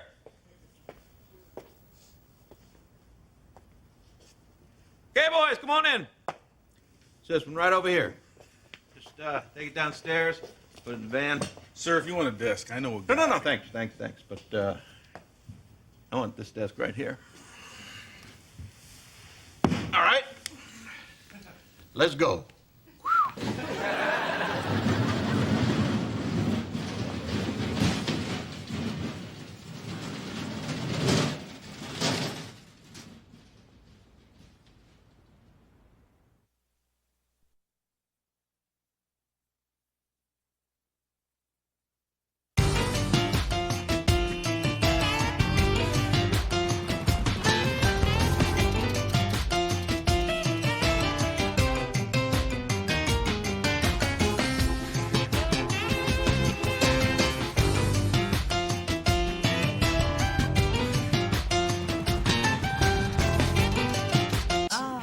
Now, the toilet is a little temperamental, but it's perfectly functional. I wouldn't have my toilet be any other way.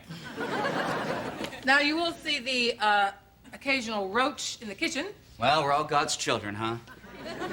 You really want this apartment, don't you? Desperately. You see, I just lost the lease in the place I'm living in now, and this place is perfect for me. Everything does seem to be in order, but you do need a reference. That shouldn't be a problem. So do I get it? Well, you're in the running, but I do have another applicant that needs to take a look at the place. Oh. Hi. Oh, hi, Miss Miller. How are you? Lisa? Dave. Are you looking at this apartment? Yeah, are you? Yeah? Oh, you two are friends. Not Well, we anymore. used to be.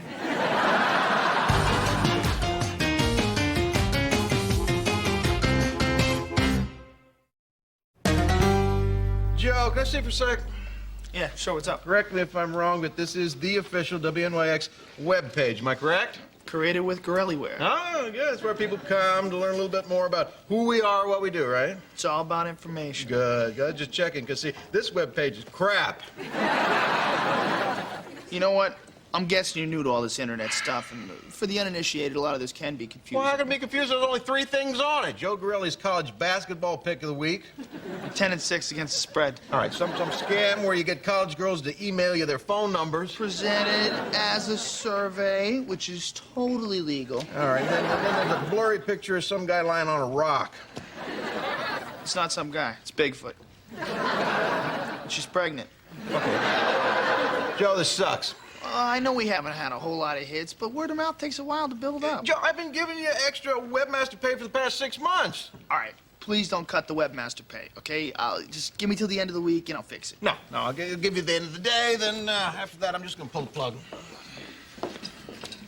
What the hell is that? Well, that is the official WNYX crappy webpage.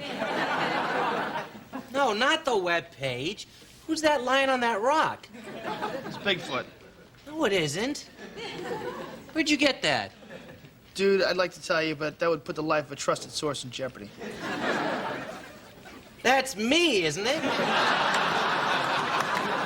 On my rock in the park. Shirtless. Looks like a pregnant Bigfoot to me. Well, maybe it is. It'll be the first time I've been used like this.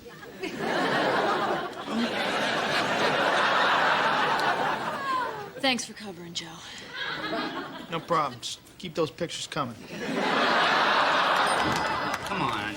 fair is fair. I saw it first. Yeah, you were in there like 15 minutes before I was. Yeah, that's how first works. I saw it first. I win. I get the apartment, all right? Dave, I need that apartment. My apartment is tiny.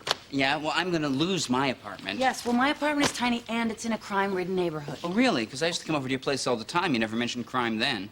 It's because I wanted you to keep coming over. It's calculated risk. All right, well, I guess ultimately this comes down to a decision by the landlady, right? Right. Yeah, well, on paper, at least, we're pretty much the same. I mean, same age, same occupation, same credit history. Right. But I saw it first. I win. No way. Yes. Dave, you know what? There is one thing that will differentiate between the two of us. What? She wants a reference, right? Yeah, yeah. So whoever gets the best reference gets the apartment. Yeah, I suppose that's true. Oh, Matthew, have you seen Mr. James? Yeah, he's in your office. Oh, great. Can you give me a personal reference? Mr. James, sir, I need so much money. I asked him first. First is first. Ha! Come on. Whoa! There's a little hostility there between my two favorite radio personalities. No, sir, just a little friendly rivalry. Oh, yeah? You two sleeping together again? No. Oh, I'm sorry. I just assumed because you're yelling at each other. So. No. See, sir, we both want this... Actually, one of us deserves. Yeah, well, this really excellent apartment, right? But we both need to get a personal reference from somebody. I asked him first. Shut up. First means first. All right. You both want my reference, right? Well, yes, sir. You're the only world-famous media mogul we know. All right, and you'll abide by my judgment? Yes. No whining, fighting, crying, and whoever doesn't get my endorsement will learn to live with it. That right? Right. Okay, my decision is, since there is no possible way to make a decision between these two fine employees, I'm asking you, the staff, to make the decision for me. What is this, an election or something? Nah, it's a popularity contest. Why don't you guys just talk about it amongst yourselves and tell me which one gets the reference? Thank you. Well, I think Lisa should get it. Well, why? Well, because, Dave... What? You already have a pad. Pad, get it? Very funny joke, Max. I know flattery when I smell it. All right, well, why don't you just tell us about the apartment? Okay, it's a pre-war one-bedroom. It has beautiful views, hardwood floors, and also it's by the park, so I can finally get a dog. And that's about it. really, I find it very interesting that you didn't even mention the alcove, perfect for a big screen TV, or the fact that every apartment in the building gets free cable. Dave, who would want to watch television when you have those beautiful bay windows to look out of? Those things, they need blackout curtains. What? Yeah. Why on earth do those windows need blackout curtains? So the sunlight doesn't reflect off the big screen TV. Dave, What? you do not deserve this apartment. I was just thinking the same of you. Why don't you two just share the apartment? Well, why would we do that? Well, you're sleeping together again, aren't you? No. I just assumed because you're fighting so much. That's what I thought. They fight when they have sex? Oh, yeah. Kinky stuff. I like it. Hey, who wants to see the grand opening of the new WNYX website? Who needs the internet? I got sex right here. Okay, so you're staying here? You bet I am. All righty, good. I'm coming. Count me in. All right, Joe. Where's the webpage extravaganza? You're in it. What? Ta-da! What's going on? The latest breakthrough in WNYX webpage technology, the 24-hour break room internet cam. We're on the internet right now. 24 hours a day, 7 days a week. This will give the people at home a chance to see the real inner workings of a big city newsroom. Hello, geeks. Bet those aren't fans. You don't really think they're watching, do you? Why not? Well, I mean, don't these live internet feeds usually have, naked women going to the bathroom and stuff like that? We do lack a certain competitive edge. I could sing. Yeah, that'll really suck 'em in. Do you have any suggestions? Why, you must be sweltering in that dress. Okay, before I decide who deserves the apartment, you're gonna have to answer a few questions. What kind of questions? Oh, the usual. Question 1. If I was walking around in the desert, really, really thirsty, would you give me a drink? What? Just answer the question. Well, yes, I would give you a drink. Lisa. From my own canteen. Round one to Lisa. Oh, come on, look, this is dumb. Another point to Lisa. Come on. You really don't want that apartment, do you, Dave? All right, I'll shut up. Question 2. If I was sick, what would you give me? Tea. Cocoa. Are those your answers? I'm switching to soup. Sticking with cocoa. Soup! Good call, David. Let's see. Question 3. Who is your favorite member of the Brat Pack? Emilio Estevez. Ali Sheedy. Sorry, no points awarded. The correct answer is Judge Reinhold. Judge Reinhold. Matthew, Judge Reinhold is not a member of the Brat Pack. That's gonna cost you a point, then. Okay, lightning round. If my name weren't Matthew, what would you name me? Craig. Kent. If I was a girl. Megan. Suzanne. From another country. Maria. Helga. From another planet. Gorblina. Matthew. Correct, David.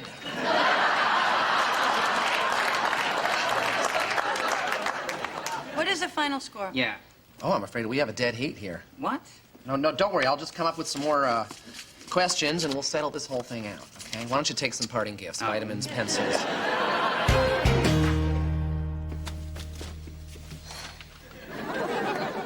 Joe, What's up? I have something to tell you.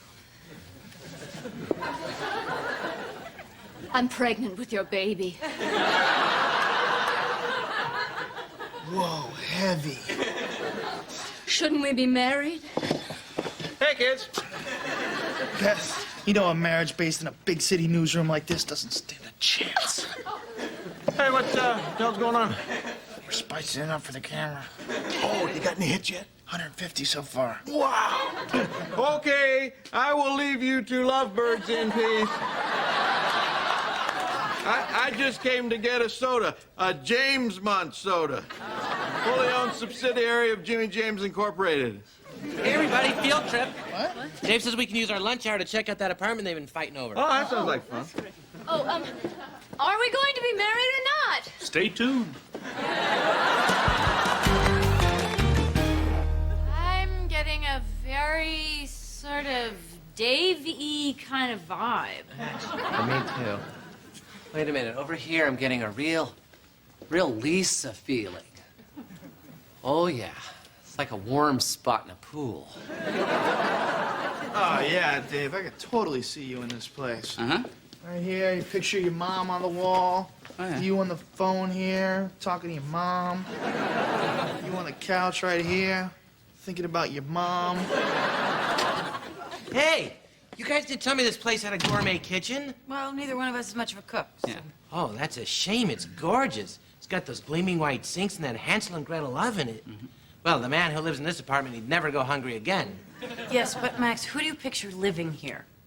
Oh, what? I abstain. Look, you guys wanted to see the apartment. You've seen the apartment. Let's get back to work, all right? It's just the thing is, Dave, it's very hard to choose between the two of you. Well, I've made a decision that avoids the problem entirely. And what's that, Maxie? I've decided to vote. Well, good. For myself. I want this apartment. And I will have it!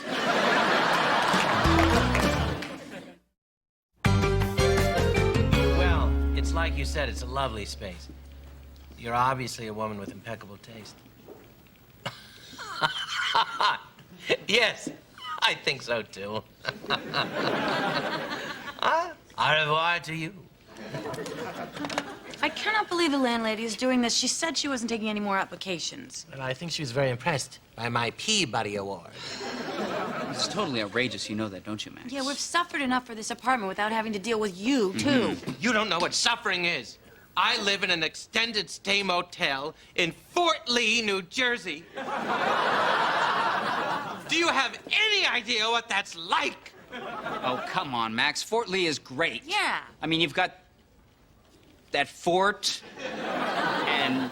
Look, you're just trying to take the place away from us. I bet you didn't even notice the crown molding. Well, you didn't even mention that it has the finest gourmet kitchen I've ever seen. Oh, well, so what? For a foodie, a gourmet kitchen is indispensable. A foodie?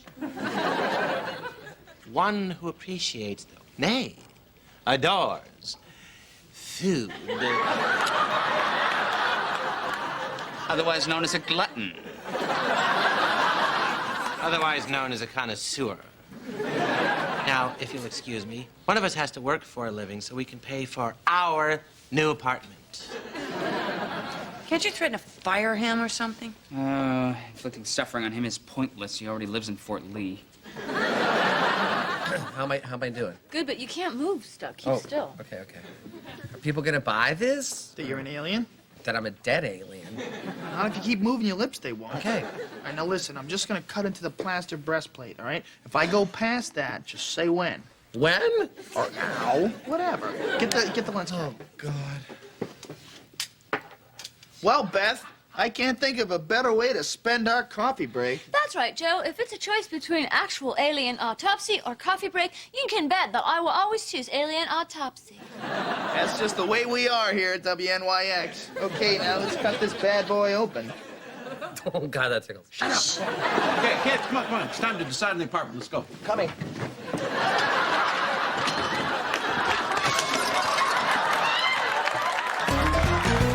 Okay, folks, we've all had a chance to hear the individual stances on the issues here, so talk to me. Let's get it on. Well, I'm a little uncomfortable voting without a secret ballot. And why is that, Matthew? I'm a little afraid of a reprisal. From whom? Dave and Max. Oh, okay, that's one for Lisa. Joe? I've examined each of the candidates carefully and have come to the following conclusion. It's all about commitment.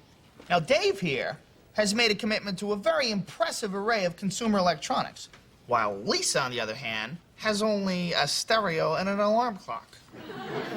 That stuff's expensive, Joe. Yeah, well, so are books, but you seem to have plenty of those things. Well, don't my 5 electronic toothbrushes count for something? No. Well, they should. They practically eroded my gums away. I choose Dave. Okay, duly noted. Beth? It's just a really hard decision for me to make because Dave and Lisa are both very good friends of mine.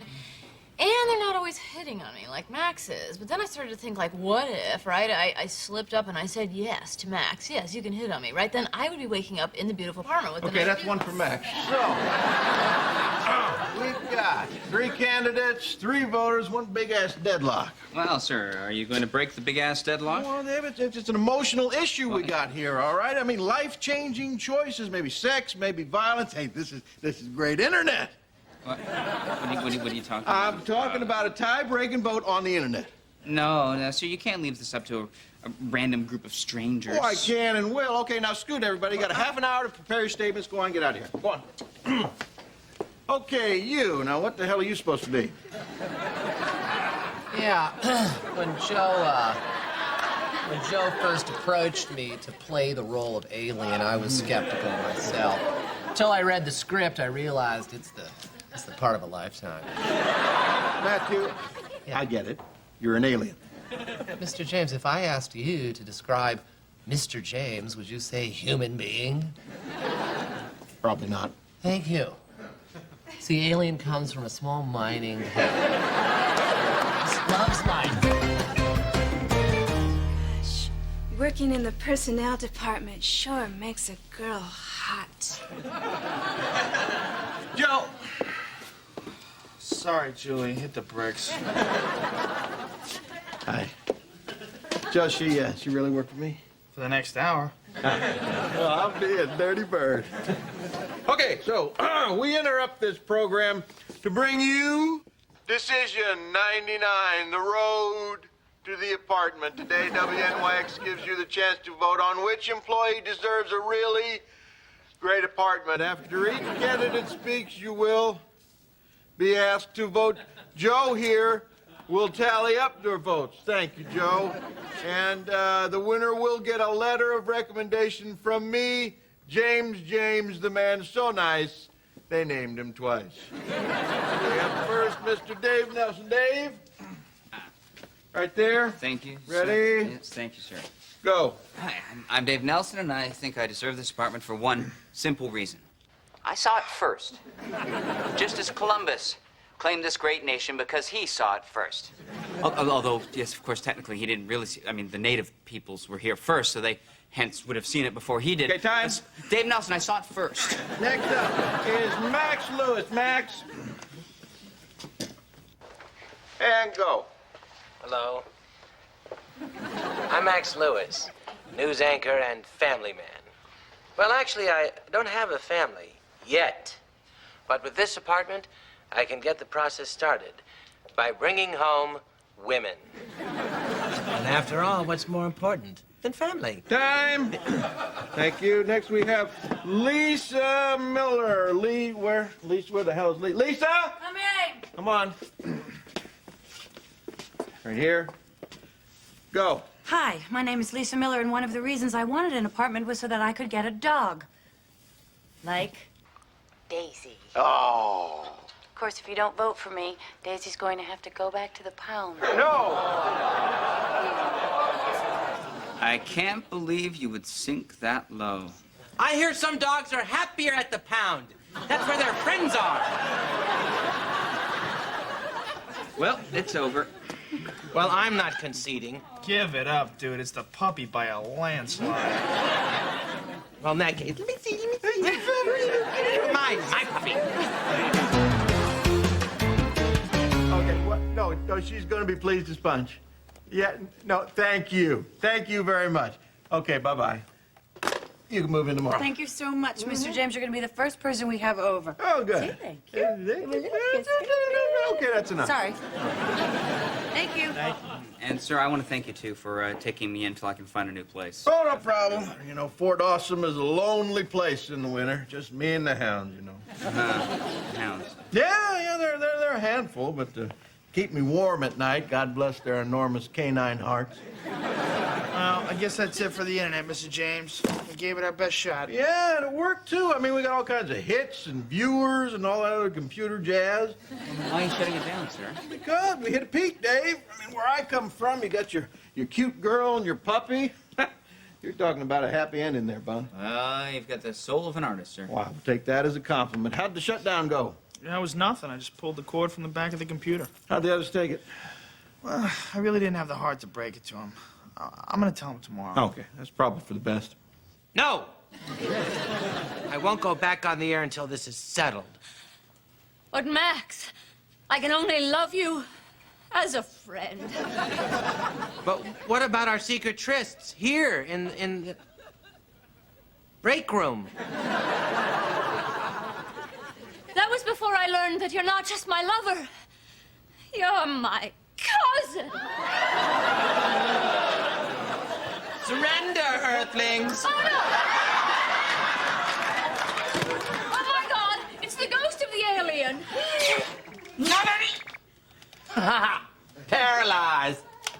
Just as I planned. Now, we dance. Alien style.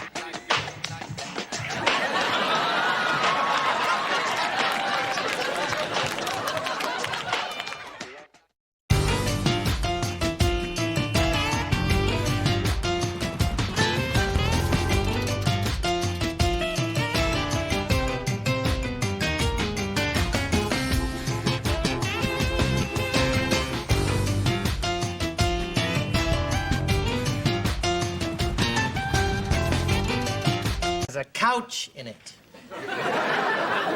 Really? Matthew, check this out. Joe, get on the line to the Pentagon. Beth, have the building evacuated. Max, shut up. Please, I am serious. Now, why do they have a couch and we don't? Max, you didn't actually go into the ladies' room, did you? No, not until my sources told me there was a couch in there. I'm sorry, Beth. It just slipped. It's just not fair. Well, you guys have urinals. We don't have those. You ever try taking a nap in a urinal? Not very comfy. Max is right. We should at least have what they have. It's sexual discrimination, I tell ya! Well, it sounds like you've got quite a lawsuit on your hands. Well, I hadn't thought about that, but now that you mention Thanks it... so much, Dave. Max, I'll get right on it. Hey, guys. Hey. Sorry. I was supposed to meet my assistant in the lobby, but she wasn't down there. Did she come up here? Oh, you know what probably happened? What? You probably forgot that you don't have an assistant. See, Dave, I was rereading my contract, and it says right here that I am entitled to an assistant, which the company will pay for. So you never noticed that clause. All right, everybody, say goodbye to name brand soft drinks in the break room. Thanks a lot. Hey, I want an assistant, too. You can't have an assistant and a couch. I choose couch. Somehow I thought you might. So who'd you hire anyway? I don't know her, actually. I called up my college alumni placement center and just told them to send over a recent graduate. Foxy Jackson. What kind of a name is Foxy Jackson? Excuse me, is there a Lisa Miller here? Obviously a case of truth in advertising. Hi, I'm Lisa Miller.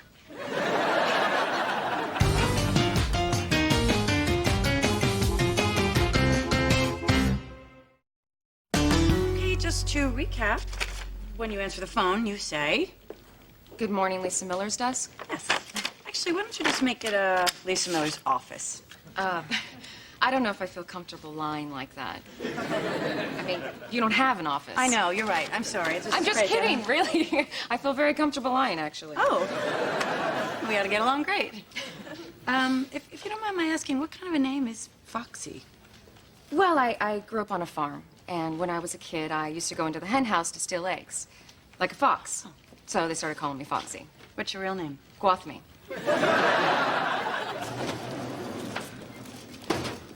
Hey, Joe, what are you doing? fixing the comp here. Why don't you fix it over there? 'Cause the light's better over here. Damn, everything's better over here. I see. Hey, how you doing? Hi. So you come here often? Joe, come on, get out of here. We're trying to work. Just get out. Please. What a hard ass, huh? Joe. Lisa, no, it's okay. Listen, Joe, this copier doesn't have toner in it, does it? Yeah, why? Well, I'm allergic to toner. We have so much in common. Sometimes it makes me sneeze a little. You know? No, it's nothing like that. Well, actually, it's kind of embarrassing. See, whenever I'm around toner, my sex drive completely dries up. Get this thing out of here.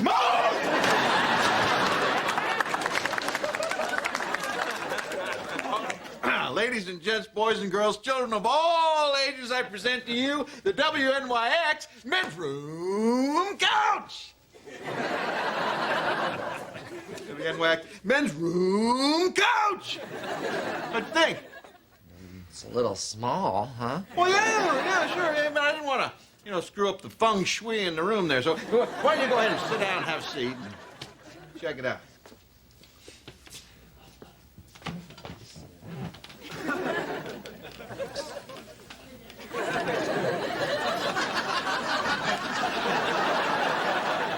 This feels weird. Yeah, I've never seen a couch quite like this. I know, but technically it's not a couch. Well, what is it, technically? It's a love seat.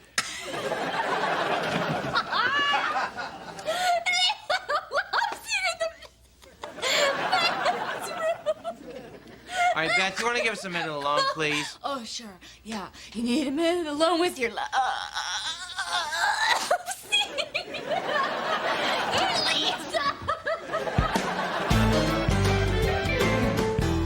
Dave, permission to be excused, please. Matthew, you just came in here. No, permission to be excused from the office. I got to go to another floor to use the bathroom. Why? Because Beth gave me some kind of lifetime ban on the ladies' room, and Mr. James has some construction going on in the men's room. He's just supposed to be putting in a couch. Yeah, no, I know, he is. But we asked for a more macho couch, and that apparently requires men with hard hats. And... Matthew, what the hell are you talking about? Can you just make up your mind, Dave? Because I really got to go here.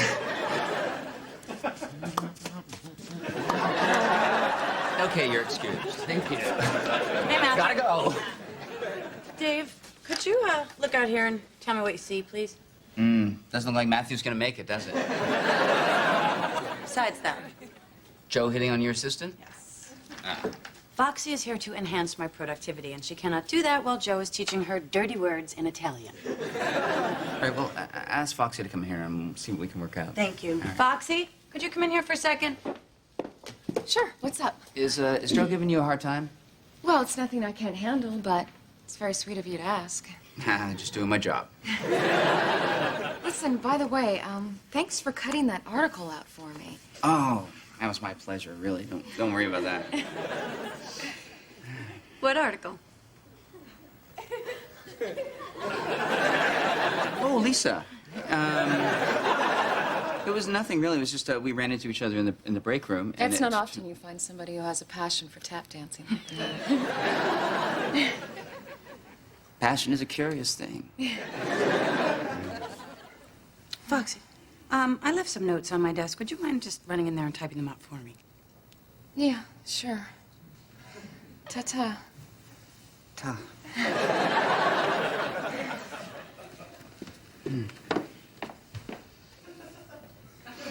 Ta. Dave, I don't believe this. You're as bad as Joe. I am not. I'm badder. Yeah, you're shameless. Come on, we share a few common interests. Oh, really? Do you mean passions? Hey, I tried to get you interested in popular American dance forms a long time ago. That's true, you did. Too late now, girl.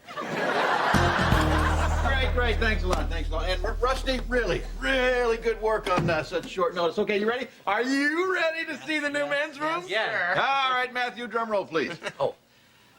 Okay, that's enough. Just go on in. Oh, my God! Mr. James, we just asked for a couch. Well, I know. You know, I felt so bad about that whole love seat fiasco. I thought I'd treat you guys a little bit. Oh my God, is this real leather? Sure. That's Corinthian leather right there. And you see the chandelier over there? That is genuine Viennese crystal. Wow. My God, I feel like I'm sitting in a sweet, brown, buttery cloud. Well, sure. That's real Corinthian leather. Ah, this is sweet. Excuse me, Beth. What are you doing here? What do you mean? This is the men's restroom. Yeah, I know. I hang out in the men's room all the time. Once upon a time, I used to be able to hang out in the ladies' room. Until I got banned from that. Is there any more to that story? Yeah, as a matter of fact, there is, but I can't really tell it here. You know why? No, why is that? Members only. Well, this is nice. Mm-hmm. It's like a cafe. Yeah, it's like a little bit of Paris. Which is somewhere I've been. Twice. Hey, Fox, you want to grab a burger? No, thanks. I'm not hungry. I could always get you an extra one. Don't bother. So, where else have you traveled, huh? Oh, all over. Canada. That's funny. Oh, no. All over my shirt. Oh, well. No, seriously, where else have you traveled? No, here in Mexico. Hey, Foxy, I think I pulled my tricep. Does that look okay? Does that look normal right there? It seems a little puffy, no? I'm kind of hungry. Do you want to go get something to eat? Yeah, I'd love to get something to eat. You lead the way. All right. Hey, Joe. I gotta get to the gym.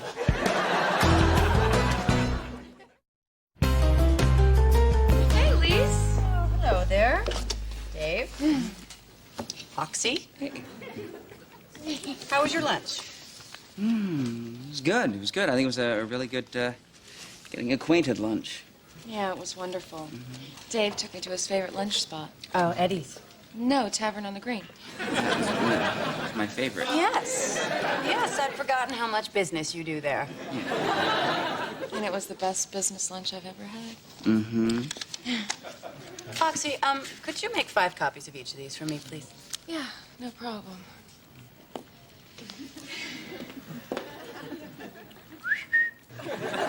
Dave!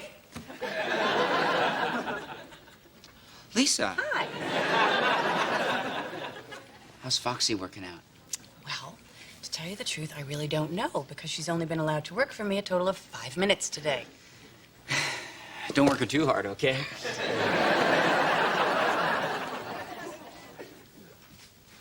Hey, Joe.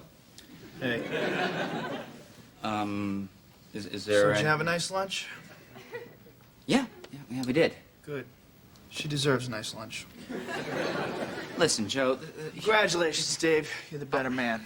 I'm not the better man, Joe. You beat Joe Gorelli. You are the better man.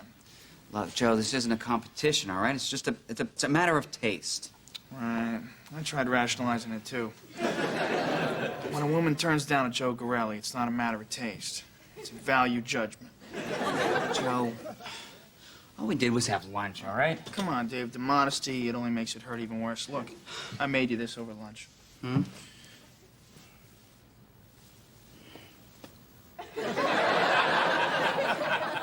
Only two men have ever got to wear that shirt, Dave.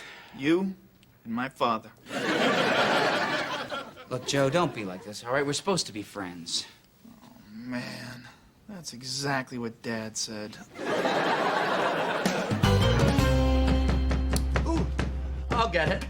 Men's room. It's Beth. Let me in. Men's room. You have to know the secret knock. Damn.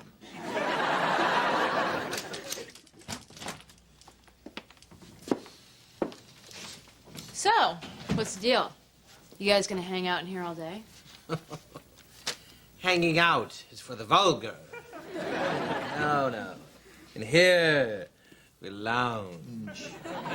Okay, fine. Well, when do I get to lounge?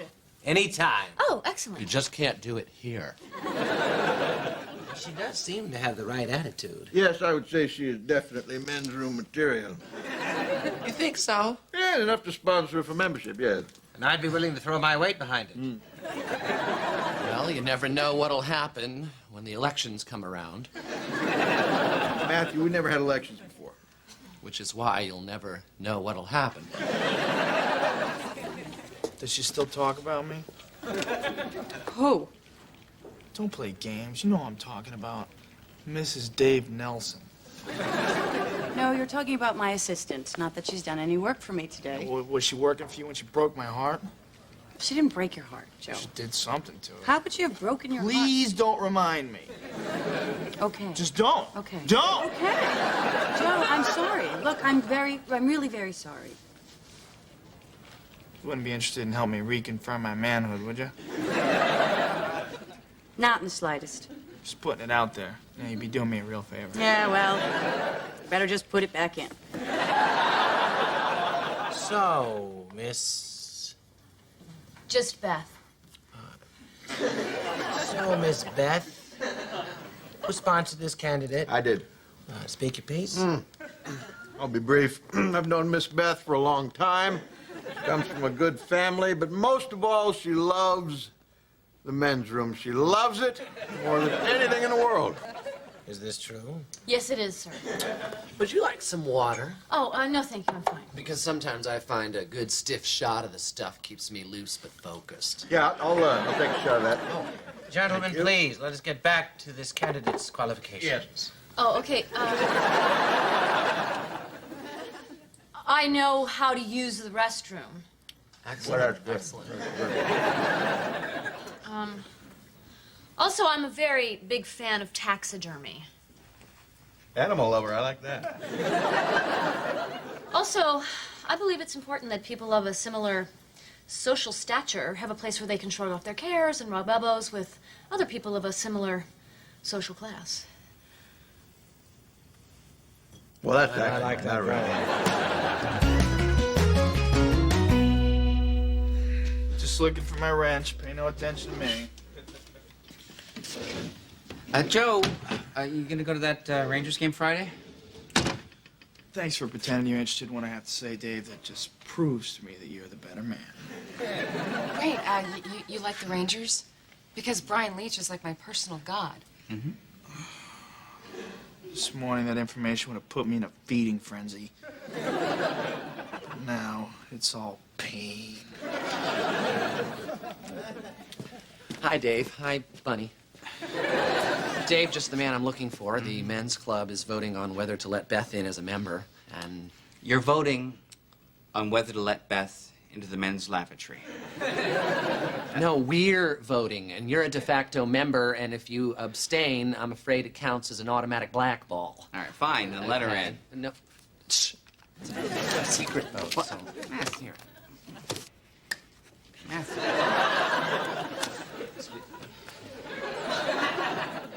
Excuse me. There you go. Thank you. Okay, what does this say? It says yes, Matthew. Yes, let her in. Yes, don't let her in. Yes, let her in. Let me just commit this bad boy to memory. Your secret is safe. What was the...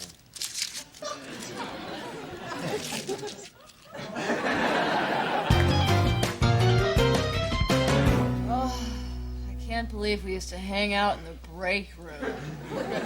We're never hanging out there again. Or in the booth, for that matter. Yeah. What was that sound? What up? Matthew! Did you go to the bathroom in there? I thought we had an unspoken agreement. I've been using the ladies' room. Yeah, me too. Oh, no, relax, fellow club members. I didn't go to the bathroom. I just christened it. You ruined it. You ruined the whole damn place. To think I've been eating finger sandwiches in the men's room. Fine. Now I can walk around in here naked. Dave, we better go if we're going to catch that movie. Right, yeah. Actually, do you mind if we talk for a minute just before we go? Sure, what about? Well, I guess it goes without saying that I'm really, really enjoying this this instant rapport that we've found here, and I could honestly stare into your eyes for all eternity. But I think we should really try to cool it around the office for a little while, okay? Why? Well, it's Joe, you see. He's a friend of mine, and I think he's feeling a little hurt. Well, he'll get over it. Sure, in the due course of time, he will. No, by Friday. No, how can you be so sure? Because I'm going to take him to the Ranger game on Friday. That's very kind of you. Well, I'm not being kind. I'm attracted to Joe. What?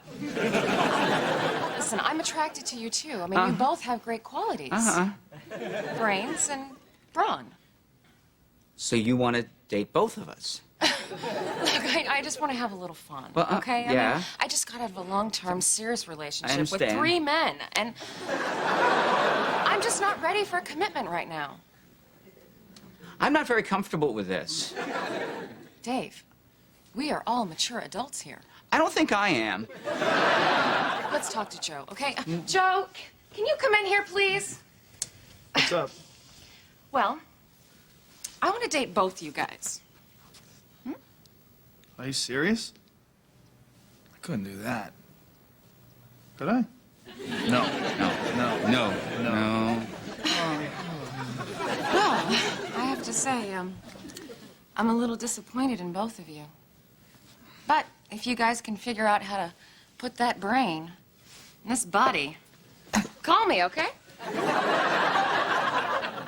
Well, then I guess you weren't the better man after all. No, just 2 equally good men.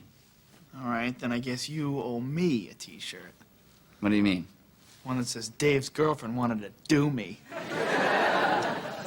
Joe, I'm afraid I could never take that T-shirt away from my father.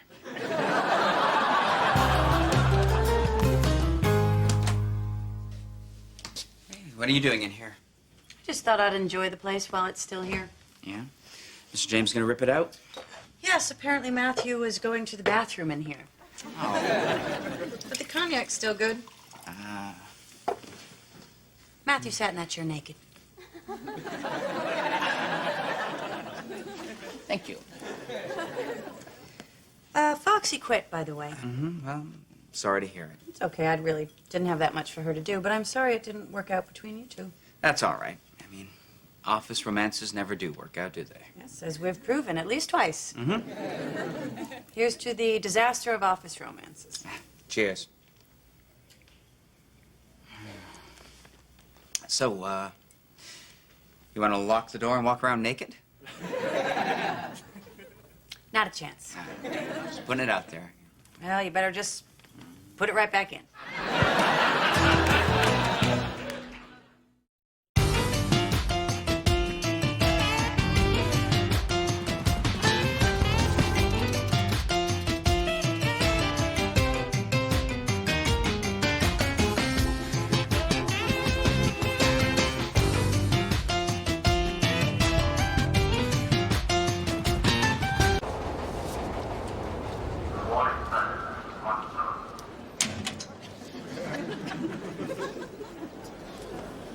Excuse me. Excuse me, can you break this dollar for me, please? You.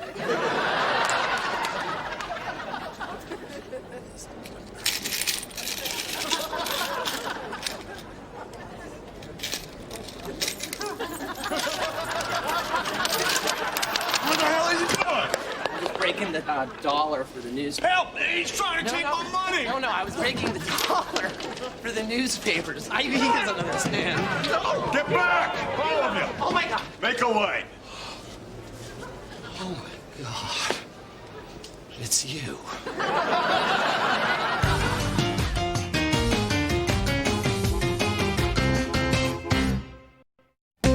Listen up.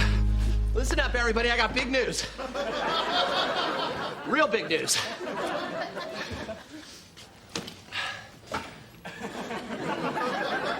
Okay.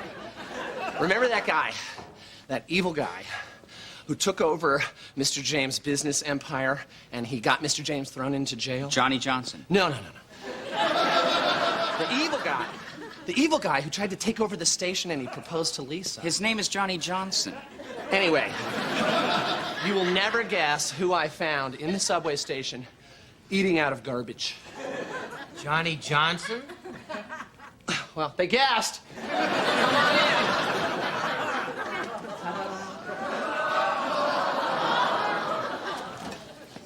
Hey, gang. Johnny, what happened to you? Well, it's a long story, suffice it to say, but I'm homeless now, drunk and ruined. What's new with you guys? Look, Johnny, I don't know what you're up to, but you are most unwelcome here. Yeah, look, I know that when I left here, I swore that I'd come back someday and make you all my personal slaves. Well, obviously, that's not going to happen, so... anybody got a quarter? Yeah, here, I got a penny. Thanks. Hey, you're welcome. Not. Max. Don't max me. I trusted you. I thought you were my friend. But you were just using me as part of your evil scheme. Wow. I feel about 3 feet tall. So, anybody else? Quarter? You'll get no quarters here, Johnny. Yeah, no quarter given. I think you should go, Johnny. Well, I'm sorry you feel that way, Dave, but I have some unfinished business here. But before we get into that, does anybody have dibs on this garbage? No? Lisa, come here. Look who's here. Look. Hey, sugar puss.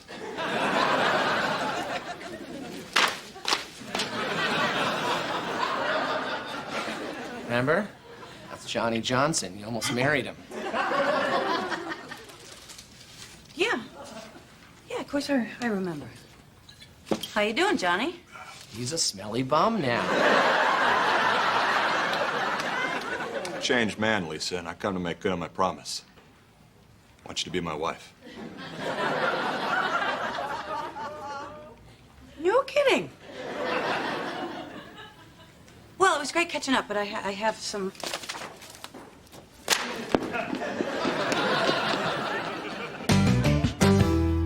Johnny, I don't want to have to call security, all right?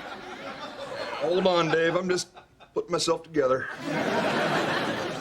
You can't just walk in here and expect Lisa to marry you. Well, I'm not going away empty-handed. Which reminds me. No, I don't have any change. Maybe later. Uh-huh. So you're not just a drunk, are you? You're also insane. You really got it all going on, Johnny. Looking back, what was the one major obstacle that kept me and Lisa apart? Oh, I don't know. Maybe it's the fact that you're an evil bastard. Exactly. Guess what? I'm not evil anymore. Oh, really? Well, congratulations. Would you use a patch or something? Dave, I learned more about honor and courage on the streets than I ever did in any corporate boardroom. In short, Dave, I'm finally worthy of Lisa. Now nothing stands in the way of our perfect love match. Except the fact you're a smelly, homeless drunk. And we prefer the term wino. Sorry. It's okay. I'm not big on that PC stuff myself.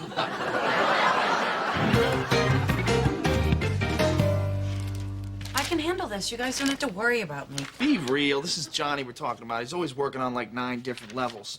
Actually, no, I think Johnny's only working on 2 levels. The street and the subway. Well, there's only one way to find out. What's that? Marry him. That way he'll tell you what he's really up to. I'm not going to marry him, Joe. Not only did he break my heart, he also happens to be a drunken bum. Who will soon go away and everything will be back to normal. Will you vultures leave this woman alone? I know you're just putting up a brave front for these two. It's okay. I understand. I love Johnny, too. What? Not like that. She loved him as a woman. I loved him as a fellow macho man. You're a macho man? Yes. You know, he does kind of look like that Indian guy from the Village People. Now, your finer muscatels, $1.98 and up. A little pricey, but they get you there. Yeah. He gets what you pays for. Did I hear right? Is there a certain arch nemesis of mine Johnny! Son, you smell. See, Johnny lives on the street now, sir. Well, of course he lives on the street. You're not surprised? Nah, that's what happens when you empty a man's bank account, ruin his credit rating, blackball him so he can't ever get a job. I call it my deluxe severance package. And, Johnny, you're not at all bitter about this? No, should he be? It's just business. Don't you ever tangle with this guy, Dave. He will mess you up for good. Yeah. So, what the hell are you doing right now? I'm a wino. Oh. Well, how's that treating you? Funny you should ask. Last week I got elected king of the winos. Oh, how'd you hear that, Dave? King of the damn wino. Boy, oh boy. Can't keep a good man down, can you? Just burns you up, doesn't it? Yeah, to a crisp. I'm about to crush you, Johnny. And when Jimmy James crushes a man, he usually stays crushed. Well, don't blame yourself. Well, the only thing that's kept me going was the knowledge that I would come back one day and marry Lisa Miller. Dave, I demand that you call security and have jerky jerks in here removed from this office immediately. Max, you can call security yourself. No, they don't return my calls anymore. All right, just hold on for a second. Just hush up there, Max. Now, did I hear right? You're telling me you came back to marry Lisa? You got that right. Well, that's entirely different. See, I vowed to crush you. That's right, but you know, I'm a sucker. I am a sucker for the affairs of the heart. I mean, I got a stack of Harlequin romances like this tall back at the house, don't I, Max? I'll tell you what I'm going to do. I am going to let bygones be bygones. In fact, I'm going to help you get back together with Lisa. Mr. James, he hasn't suffered nearly enough. Don't worry, Max. Jimmy's only offering to help because he thinks Lisa won't have anything to do with me, and then I'll end up more crushed than I already am. Whoa, what are you talking about? That's crazy. That's just crazy talk. Lisa, I just want to tell you that I've dated a lot of guys who are lower than Johnny Johnson is right now, and they are plenty attractive. You've dated guys lower than Johnny. There's a lot more to working in a shelter than ladling out the soup. Beth, look, it's over. It's just over, okay? Lisa. Hi, Johnny. Do you want a quarter? Yes, but that's not why I came here. Go on. Tell her what you told us. I know that you probably hate me. I don't blame you. But believe me, never a day goes by without my thoughts turning to you.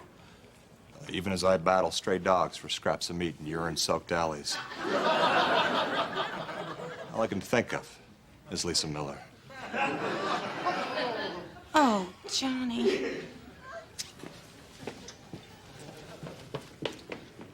Gee, I can't believe that didn't work. I thought you could have sold it more. Just have a drink. Loosen up a little bit. There you go. You're the king of the winos, aren't you? King of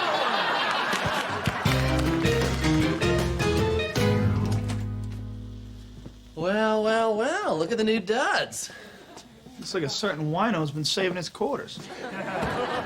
Jimmy got me these. He said I needed to work on my presentation. He's been real helpful in that area. Solid guy.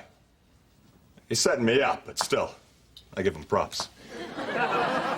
Yeah, that's nice. Getting all spiffed up for Lisa. Isn't that sweet? Okay, cut the act, pal. We know you're evil, and we got all the evidence right here. Chump, you are capital B busted. What are you talking about? We decided to investigate your little innocent act. Busted! After extensive investigation, including interviews with other winos at your subway stop, At the cost of dozens of quarters, which I might add was my whole laundromat collection. we have determined that among your few possessions was this incriminating library book. And it's overdue. 7 Habits of Highly Effective People. It is our contention that you planned on utilizing these habits for your new attack on Jimmy James Incorporated. Overdue! Joe, in the index to this book, which I found and used as a pillow, is there a listing for fortified wine, drinking of? No. Do the 7 habits of highly effective people include eating out of trash cans or sleeping in one's clothes? No, but sleeping in your clothes probably would save a lot of time.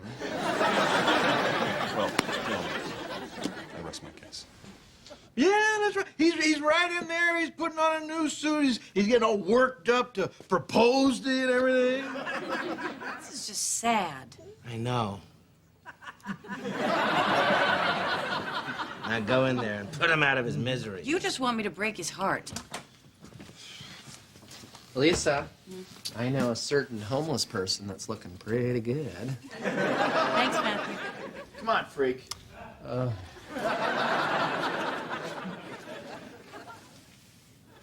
Okay, fine, I'll talk to him. I'll talk to him, but it's for his benefit, not yours. Yeah, Absolutely. That's really good. You go in there.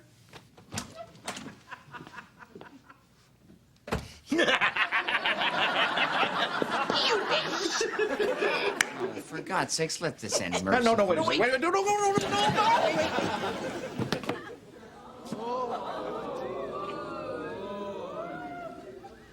Well, I guess she decided to let him down easy.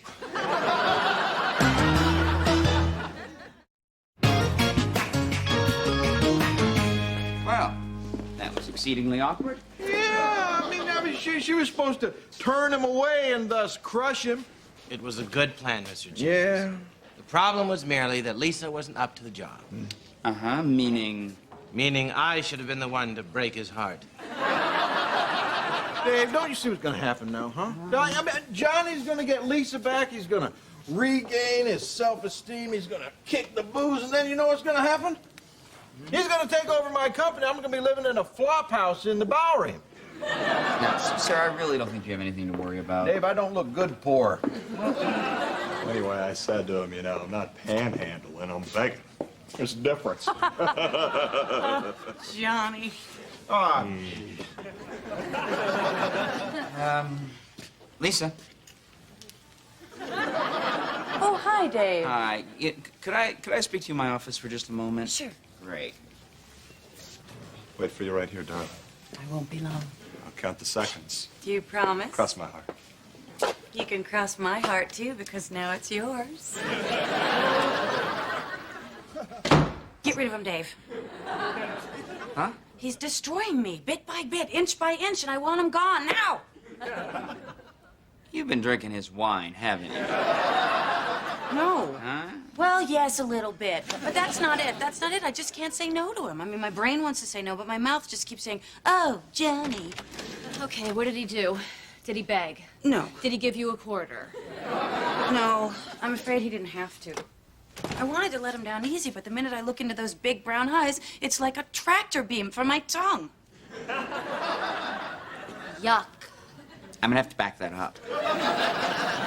The minute I look at him, I just forget about all the pain he caused me and how long it took me to get over him, and I just want to... Put your tongue in his mouth. Got that part? I can't help myself. I mean, it's just his eyes and his shoulders and that smell. He smells like vomit. Oh, here come the cowboys. The squad, amigos. Johnny, I know you're all right, but Joe here seems to think that you might still be a little bit evil. You think that? It's a working hypothesis. Let me tell you something, Joe. Evil makes a terrific hobby, but as a lifestyle, it's just too damn draining. I used to come home from work, and all I could do was just veg out in front of the idiot box. Okay. All right. But I better not catch you trying to muscle in on Mr. James' business again, or it's going to be Price Club time. Price Club? Yeah, because when I open up a can of whoop ass on somebody, it's industrial sized. Understood. Guys, do you mind if I talk to Johnny for a moment? Yeah, but take it easy on him. He seems to be pretty reformed. Johnny's Jewish?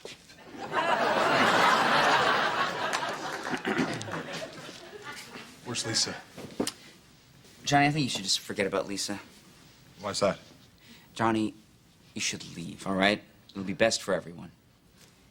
Dave, how can you ask me to leave heaven when I can still taste it on my lips? Salty, warm, never dull. That's Lisa. Yeah, or it's microwave popcorn. Yeah, I hope you don't mind. No, of course not, Johnny. Johnny, I do believe that you've reformed, and I'm really glad for you, but it's just not going to happen with you and Lisa, all right? Says you. It says Lisa. Why hasn't she said that to my face? Well, apparently it has something to do with the way you smell. Well, Dave, I don't know why you'd lie to me, but I'm afraid this is something I'm going to have to hear from the woman herself. Oh, God, I just don't get it.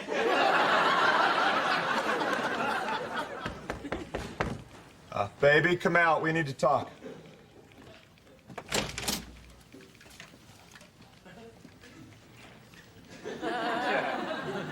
Hi, Johnny. Honey Bunch, Dave says you don't really want to be with me. Tell him. Honey Bunch? Yes, it's true, Johnny. Go away. I don't want you anymore. What?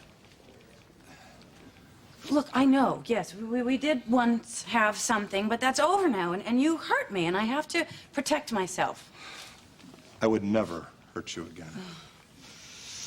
I know, but no. I just, our paths have diverged, you know? I'm a journalist, and you're a wino. Oh, baby, I'm the king. I got responsibilities. Just get out of here, Johnny. What? Go! Scram!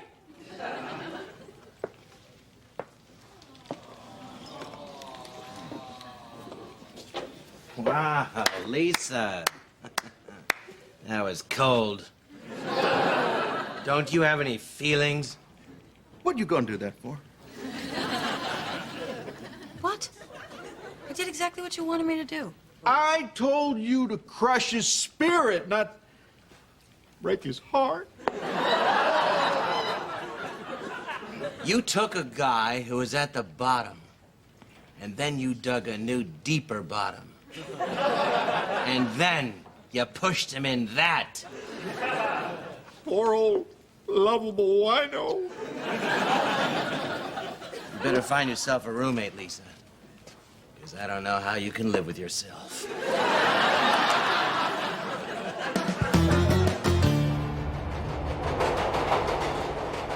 Hi, Johnny. Lisa, what are you doing here? Matthew told me where to find you. She a friend of yours, Johnny? No, Ferdy, I'm just a bum to her. You got a quarter, lady? Johnny, I'm sorry that I was so harsh with you. I'm sorry. Apology accepted. Got a quarter? You know, this is hard for me, too. I mean, can't we just be friends? Well, it's like offering a steak lover a cocktail, Weenie, but I guess. Well, this is where he was before. What are you doing here? We wanted to come down and apologize to Johnny. We treated you pretty shabbily. Sorry. Sorry, Johnny. Thanks. Now, if you'll excuse me, I would like to kiss a friend goodbye.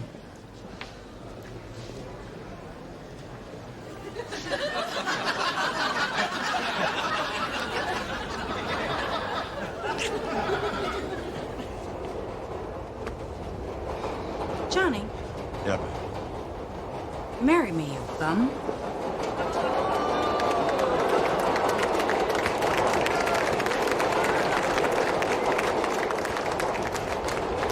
Come on, boys.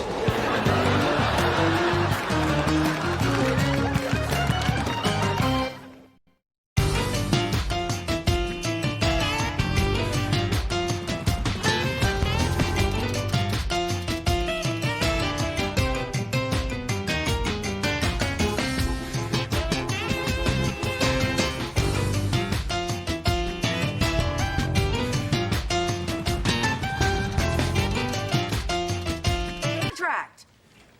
Oh, okay. That's fine. That's fine. If that's your game, I will just find somebody else. Oh, yeah? Same to you, buddy. Caterers? Parents.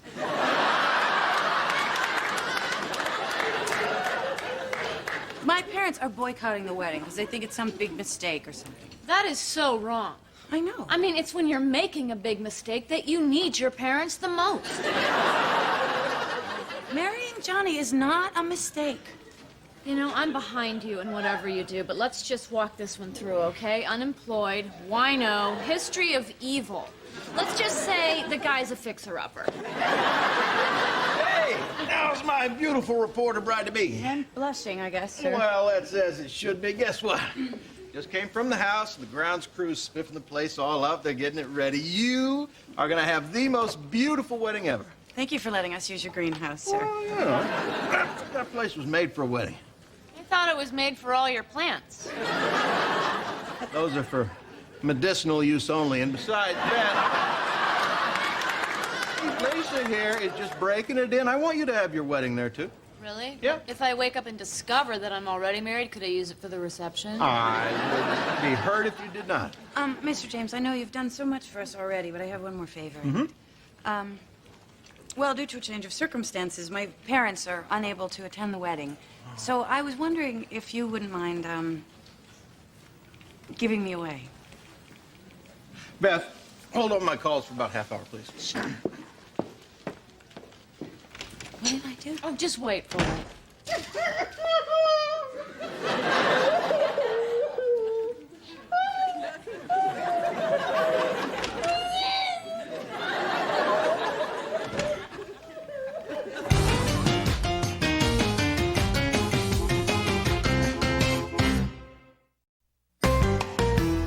Hey, Johnny. Is that your little hobo dog?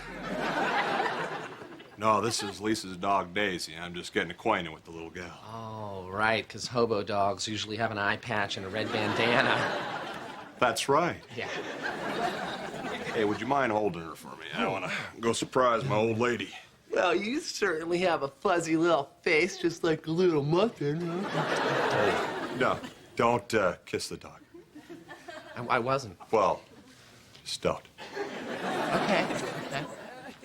Just like muffin. No, you don't. Yes, I do. No, you don't. Lisa, Excuse me, Dave, but I have a little business with this goddess. Welcome, worshiper, and surrender the sacrificial kiss. All right, Lisa, I need to talk to you. No, you don't.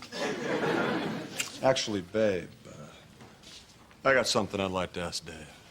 Uh-huh. Would you be my best man? What? Marriage. It's new territory to me. I want you riding shotgun. Well, Johnny, that, of course, is an honor. But I would really like to have a conversation with Lisa before I give you an answer. I didn't just like to talk to you. Please, babe.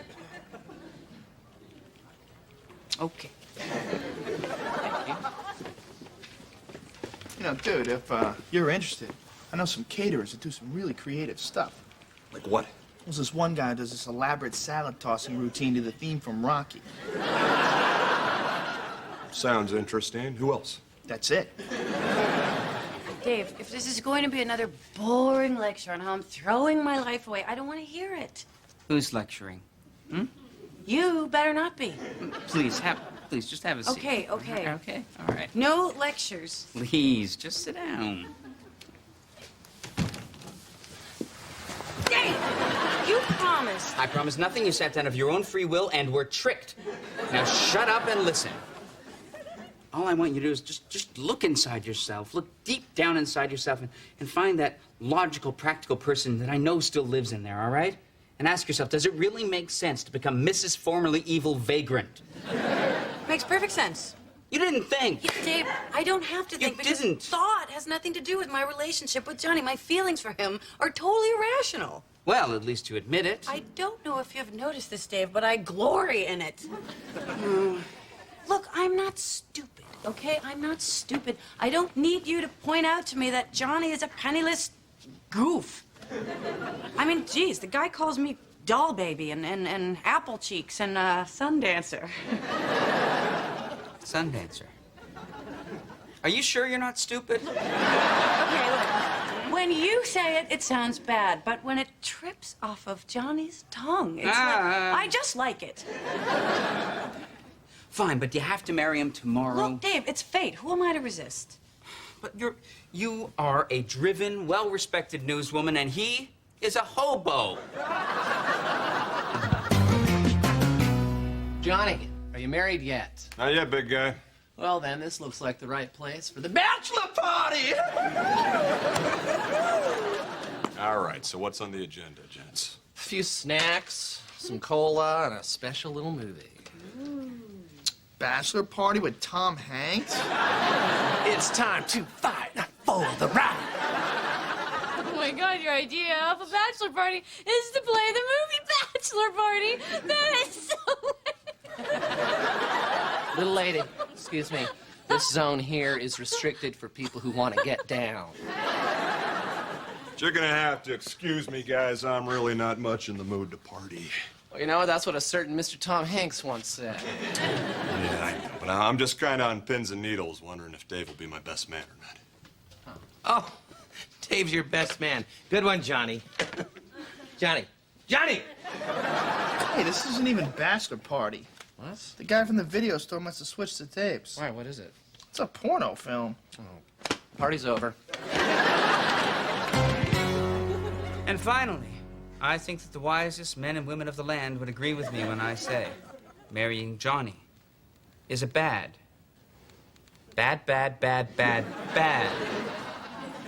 idea. Don't care, love him. Well, how am I supposed to argue with that? I mean... So, I got a best man or not? Johnny, you must be aware that I'm opposed to this wedding, right? Exactly. Between your skepticism and my optimism, I think we make a great combo. Kind of like a pair of mismatched cops in a buddy movie. What do you say? Say no! Say no! I kind of promised Max he could do it if you wouldn't. Say no! Okay, I'll do it.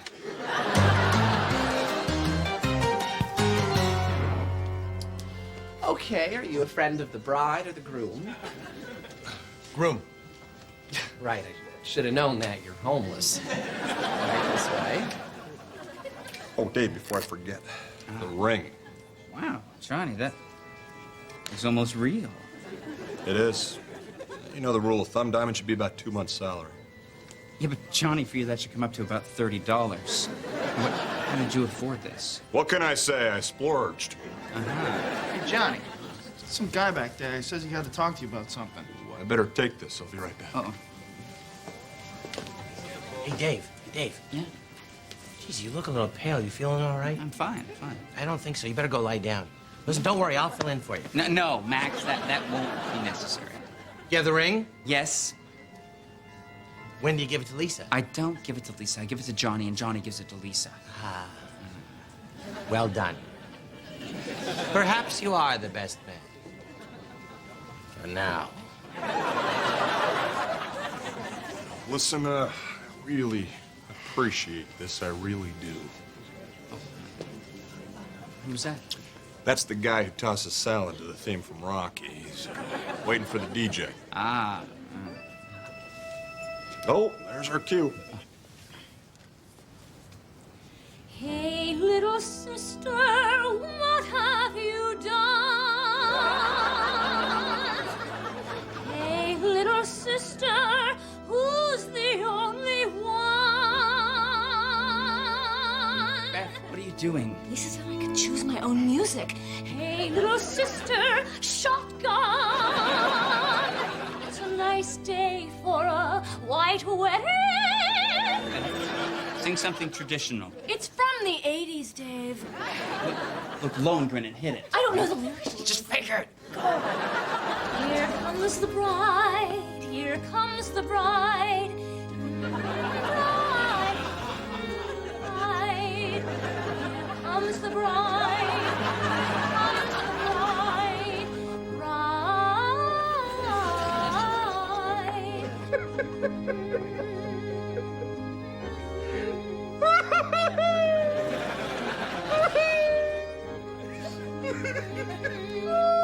Let's go of Lisa.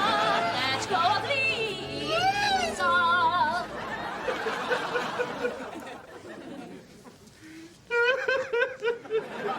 Welcome, friends, to the union of Johnny Johnson and Lisa Miller. In lieu of the usual ceremony, Johnny and Lisa have elected to recite vows that they have composed themselves. No, we didn't. My little surprise. Oh. Lisa, radiant pink-fingered dawn. You are more than my world. You are my universe. Take me, precious one, as the earth takes the sky. Let us be one, and in our oneness, complete the circle that is our perfect love.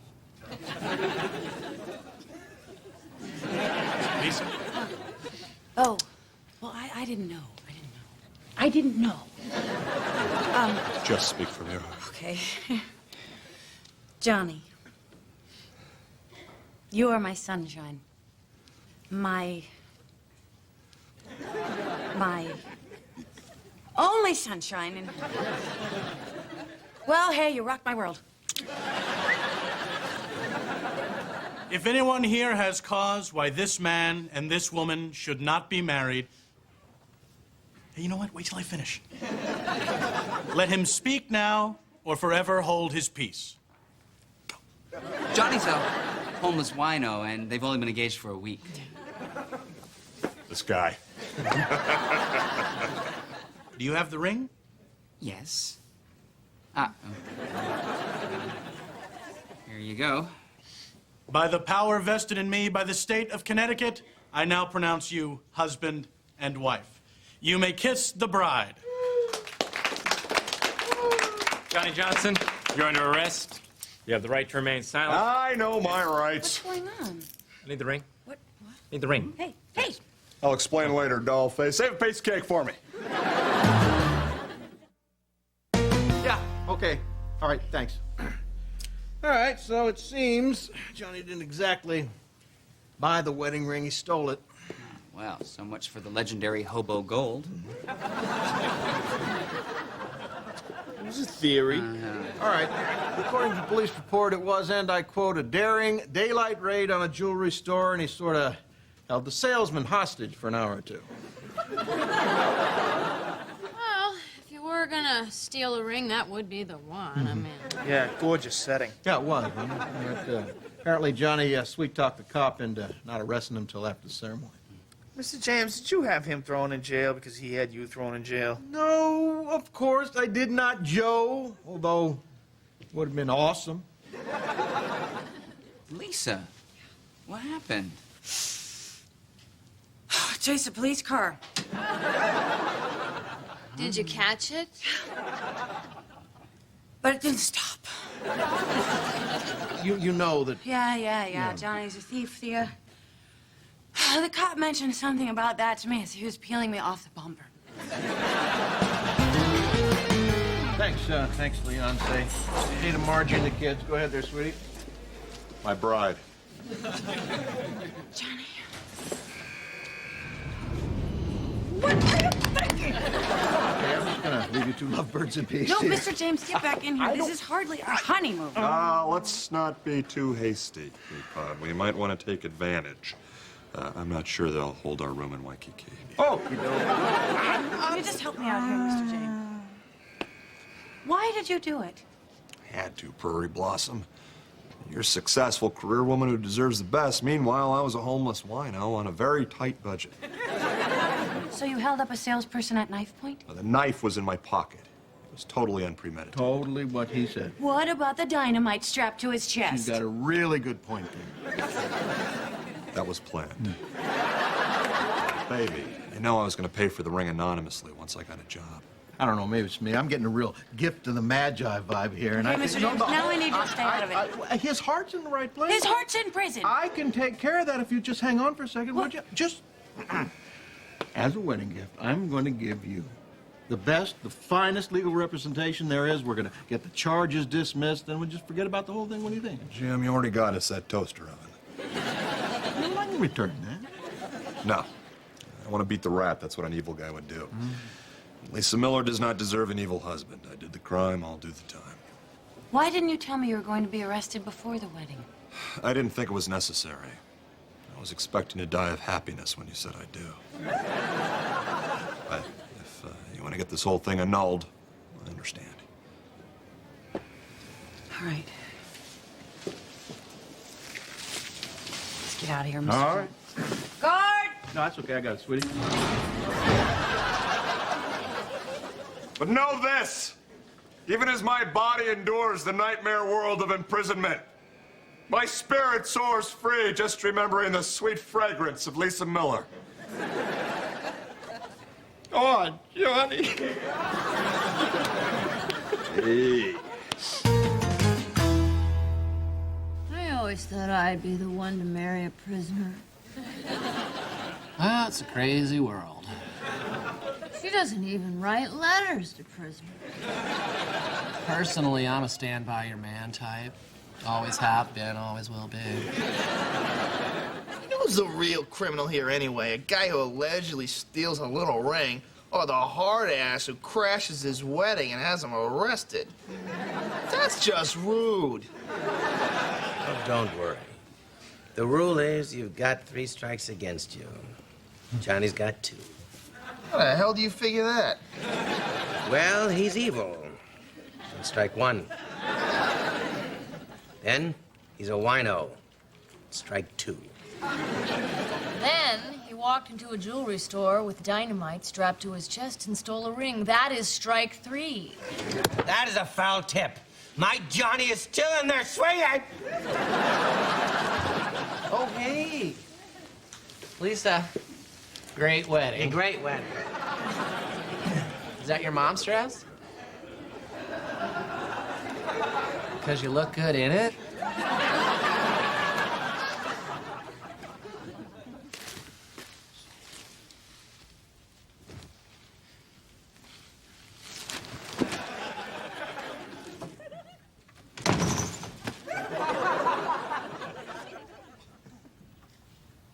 Go ahead, say it. No. Dave, I want you to say it. Just say it. I don't want to. No, really, I need you to say it. No, I'm demanding No, that I you say it. won't. Just say it so we could get it over with. It's fine. All right. Fine. I told you so. I know! How could I have been so stupid? I know, but, so what you gonna do now, huh? I'm going to get an annulment. Yeah, well, it's probably for the best. Yeah. It's definitely, absolutely, it's certainly the best thing. It's really beyond doubt the best thing. Yeah. It's a good thing. Yeah. It's certainly a good thing. Dave. I mean, I know all this time I was just kept feeding into these irrational feelings I was having for Johnny, and what I should have been doing is ignoring them. Just. Told you so. But this is too much. It's too much. Yeah. It's over. It's Yeah. over. It's over. Uh-huh. It's a relief. Well, yeah, I imagine so, Although, that's just kind of too bad, though, really. Yeah, right. Yeah, no, really. I mean, having a husband doing 2 years in prison, that's a great way to balance, a marriage and a career.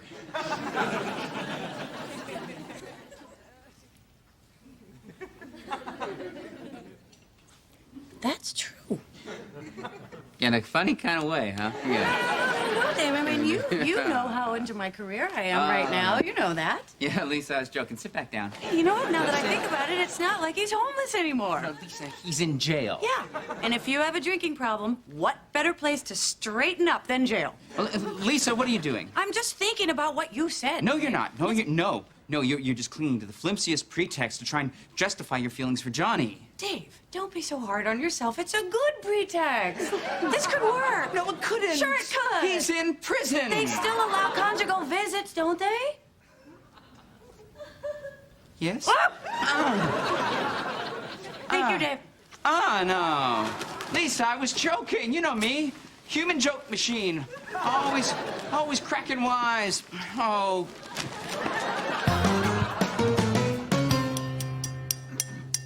Everyone, I think it's appropriate at this time. Oh, yeah?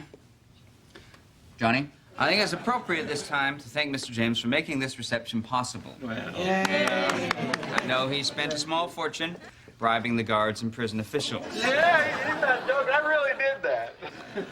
Thank you, Ferdy. And now I know it also comes as no surprise to anyone here that I was somewhat opposed to this wedding initially.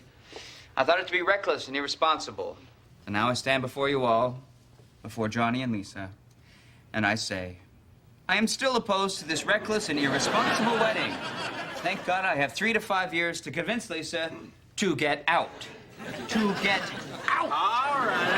I think someone's had a little bit too much to drink there. Lisa, you want to do the cake? Everybody raise their glass to Johnny and Lisa. Hey.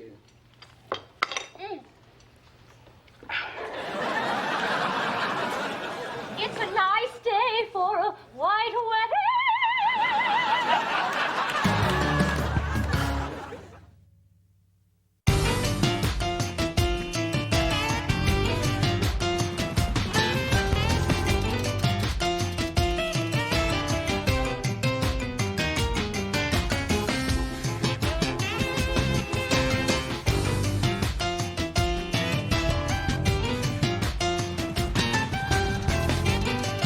Do thank you notes have candy in them? Yours does. Excellent. Max. Thank you. Joe? Did you open up my present yet? The baby doll. Yeah. It's not a baby doll. It's an electric infant. An electric infant? Yeah, for practice. Right. Right. Okay, a couple safety tips. When you're washing it, don't go in the tub. All right? And when you're practicing nursing, don't put it on Max. The little guy's got some serious suction. Thank you. Good luck with it. Guys give such lame gifts. I know. Listen, I hope you didn't already have an ant farm. Not one that I could wear. Here you go, Dave. Oh, what's this? Thank you note. Somebody on cell block D loves you. Johnny made them on the prison printing press. Uh-huh. Wow, they're letting him use the printing press already. That's great. Yeah. There's an opening in the cafeteria, so we're keeping our fingers crossed. Yeah, Dave. Yeah, I got one too, Max. No, on the back. Max, this is a letter of resignation. That's right. I quit. Yeah, well, you forgot to sign it. Oh, sorry.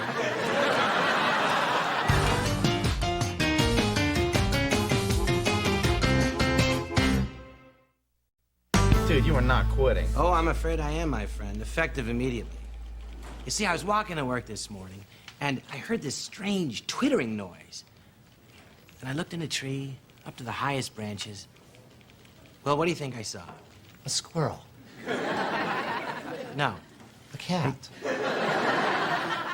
No. A dog. In a tree? A tree dog. I saw the first bluebird of spring. A new season was upon us, and I realized it's time for me to move on. You gonna quit your job because you saw a bird?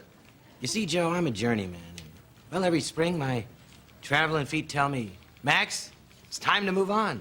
You know, my feet are talking too, and they're saying, Max, stay with us.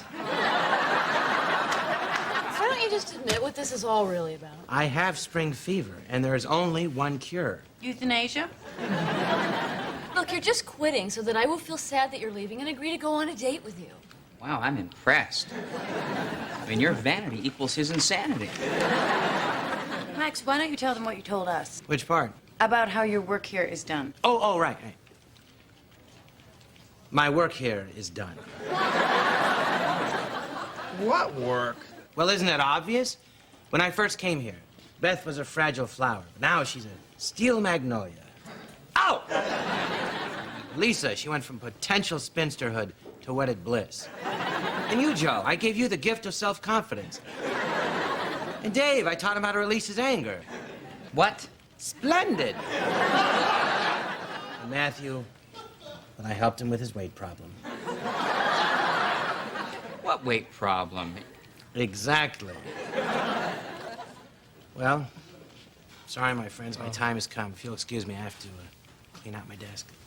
Oh, no, Dave. You gotta talk to him. Nope. Don't worry, he's not going anywhere. He just wants a date with me. Oh, okay. Now, about this thank you note, I hope you're joking. Oh, the Cupid in prison clothes was Johnny's idea. No, I love that. Oh. It's the name in the bottom. It's gotta go. Lisa Miller Johnson, that's my name now. Big mistake. Well, no offense, Joe, but it is my name, and I can do with it what I want. Dude, Lisa Miller is not just your name, it's your brand. You've invested decades selling people this product, Lisa Miller. Now you're gonna change it to Miller Johnson? You're gonna lose customers. Don't have customers. I don't think some name change is gonna magically bring them in. It's not a big deal, all right? On the air, I'm still going to be Lisa Miller. It's just in my private life, I'm going to be known as Lisa Miller Johnson. Name brand recognition is just as important in private life. What are you talking about? So I used to date this girl who worked at an ad agency. I learned a lot from her. Really? Yeah. Super freak. Loves sex. Hey, love the new name. Thank you, Matthew. What an improvement, huh? Well, I just added one word, really. I know, but what a difference one word can make. I mean, your name went from disgusting to beautiful. You thought my name was disgusting? Oh, God, I hated it. Hated it. You know what I'm talking about, right? No, I don't. Oh, come on, Lisa Miller. Makes your mouth do ugly things. Look, Lisa Miller. What about Lisa Miller Johnson? It's not... No, that's like a haiku. What? Lisa Miller Johnson, walking through the woods. Is there a snowflake? Wet. Hey, I got more. I don't know. It's all so sudden. You sure you want to leave today, Maxie? Well, I'm sorry, sir. My feet have spoken. You tell me to go, I go. Yeah. Feet don't speak, and you're not going anywhere. What the hell was that all about? Oh, she thinks this is just some game I'm playing to get her to go out with me. Oh. Is it? Of course not. Well, I wouldn't be averse to a quickie. No, no thanks, Max. Maybe some other time.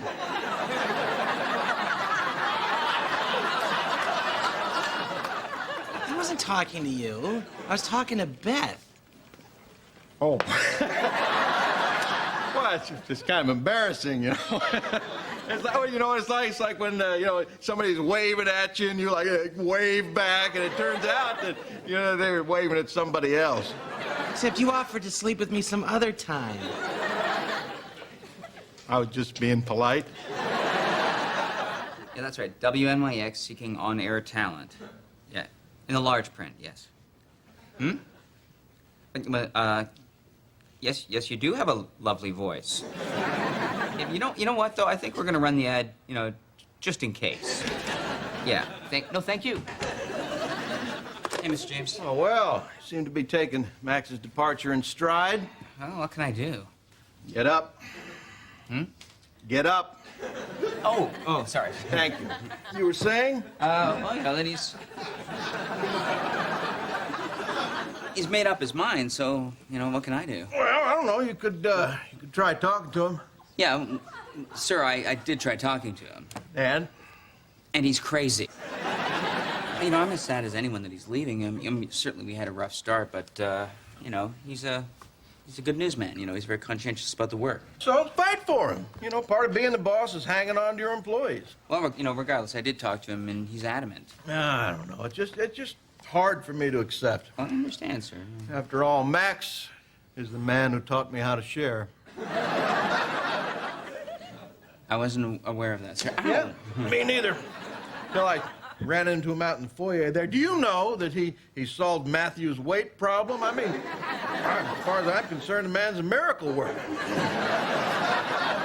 WNYX News Time, 11:05. And now, filling in for the absent Max Lewis, here's Matthew Brock with the Brock Report. Opinions expressed by Matthew Brock are not necessarily those of WNYX. Facts cited by Matthew Brock are not necessarily facts. And now, Matthew Brock. That was Svetlana Monsoon with the news. Thank you very much, Svetlana. And now the Brock Report. That was the Brock Report. This is Lisa Miller. More after this.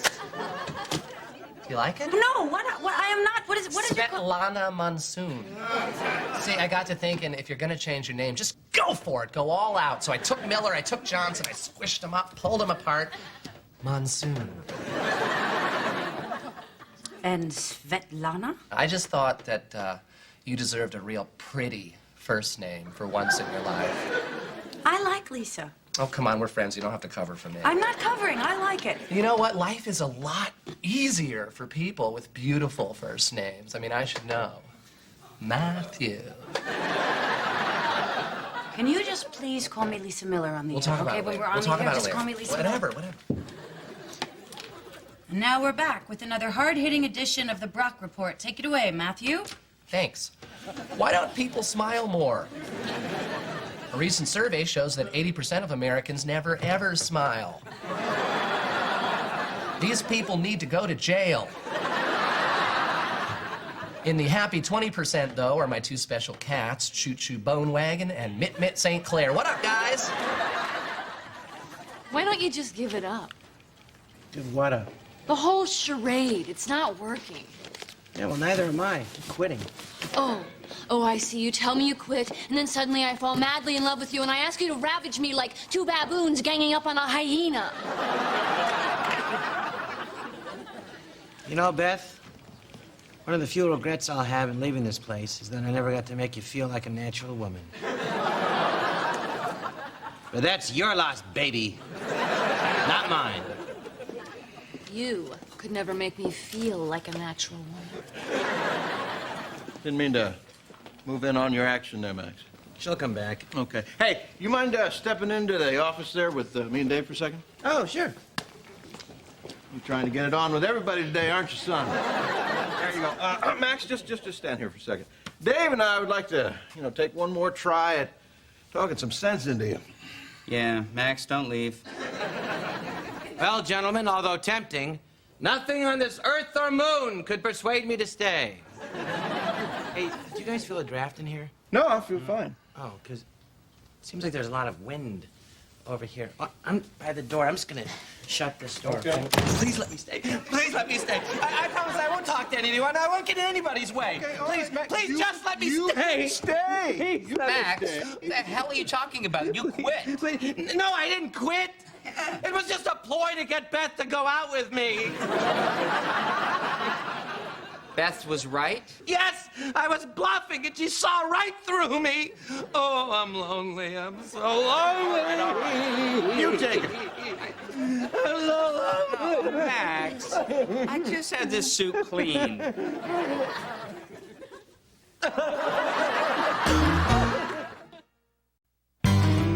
So you quit your job to try and get Beth to go out with you. It was the only way.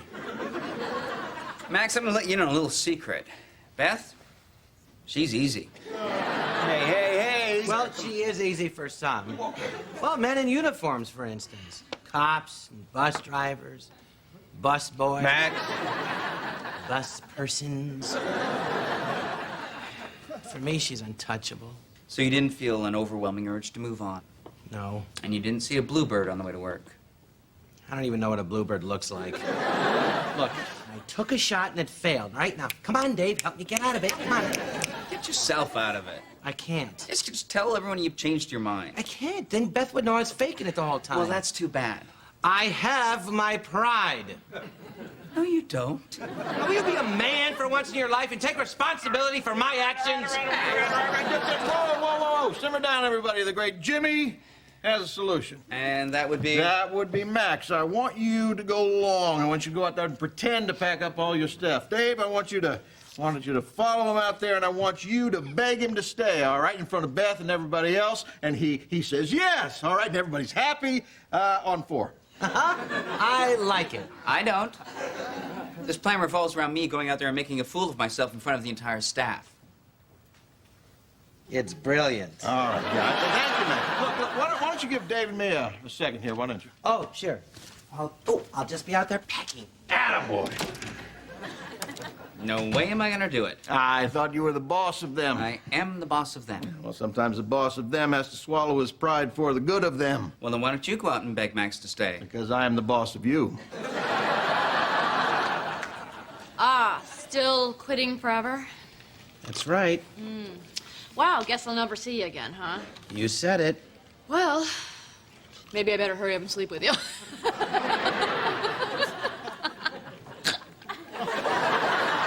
Will you excuse me? I have to finish packing. Ball of string, button collection. Another ball of string. Don't get those two tangled up.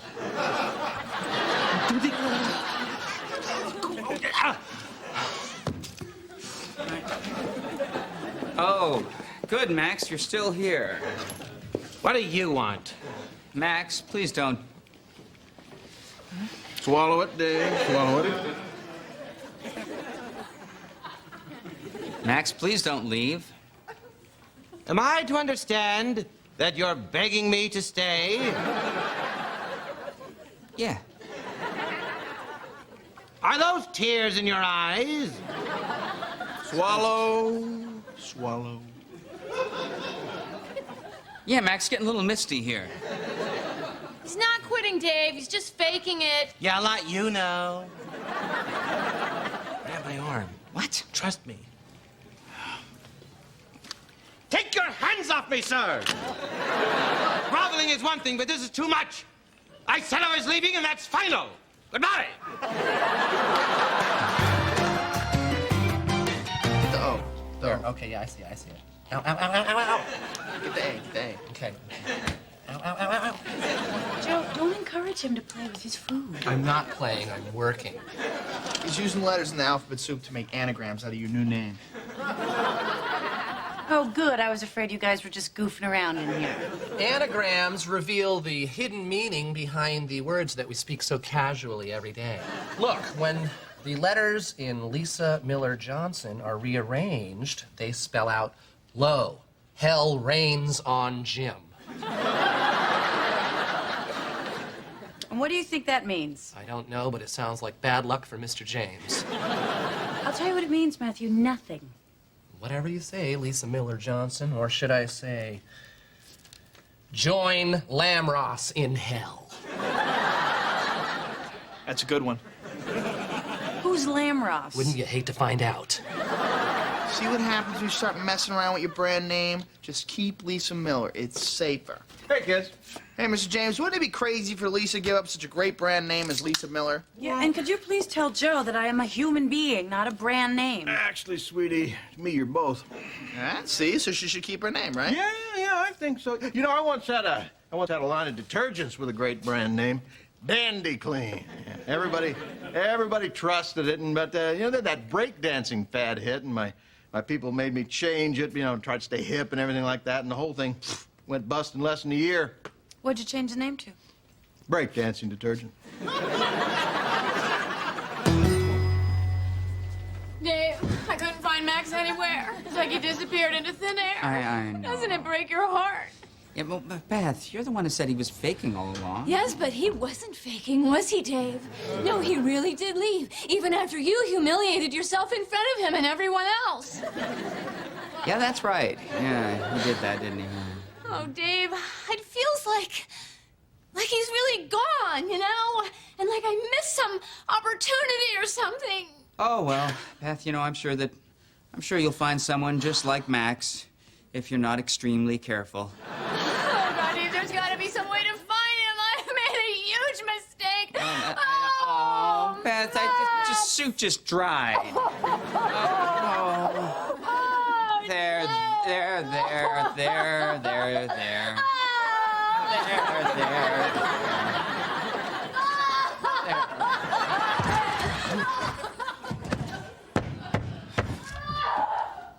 Psst, Dave, how'd you find me? I didn't. Hey, Dave, listen. Sorry.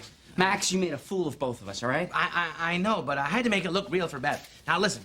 This time, I was thinking that you could say something like, Max, there's a fire on 42nd Street. You're the only one who can cover it. And then I'll say, by God, I can't leave these people or the news. And then you're going to say... No more play acting. Look, you want to start a real fire, that's your business. Now, all I ask is that you learn your lines. No. Well, then I guess I'm going to have to really quit. Because I don't think I can take Beth laughing at me the rest of my life. You know, Max, I hate like hell to be the bearer of good news when you're being so irritating. But, Beth seems to miss you. She does? Mm-hmm. Don't ask me to explain it, but for some reason, your idiotic ploy appears to have worked. Max, how can I be sure you're never going to try anything this moronic in the future? You can't. Sorry, Lisa, but I got some bad news. Yeah, what's that? Well, while you were flip-flopping on whether or not you wanted to keep your name, I copyrighted Lisa Miller. No, you can't do that. It's my name. It was your name. I'm sorry, but your Lisa Miller time is over. No, it's a good thing, because he got rid of that whole Lisa Miller. And now you're free to be Svetlana Monsoon, the exotic Russian reporter. Joe, you can't copyright my name. Well, I have a notarized document that says otherwise. You know Matthew is a notary. It's a fallback career. What's going on? Mr. James, Joe can't copyright my name, can he? No, he can't copyright any employee's name. See? Because I own the rights to all your names. What? Well, when the hell are you people gonna start reading your contracts? You own the copyright to Lisa Miller. Yeah. You want it? I'll give it to you as a wedding present. Well, no, sir, you already gave us that really nice toaster oven. I can return it. Can I have my name back? No, sorry, no can do, Joe. Gorelli's my Italian line of feminine hygiene products. Hello, everybody. Max, you came back. I couldn't leave you behind, my treasure.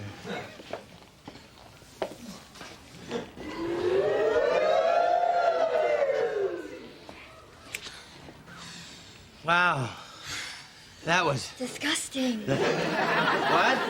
I don't want to ever see that again. Why would you do that? I thought you were into me.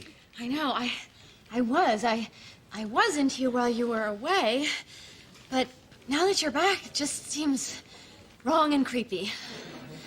But you know what, Max, as a friend, just a little tip. If you close your mouth a little, you might be able to cut down on the drool. Go get him, Tiger. Thanks for the tip. Well, Max, hope you've learned a lesson about lying and pretending to quit your job. Are you kidding me? Where I come from, that's called action. And I got some!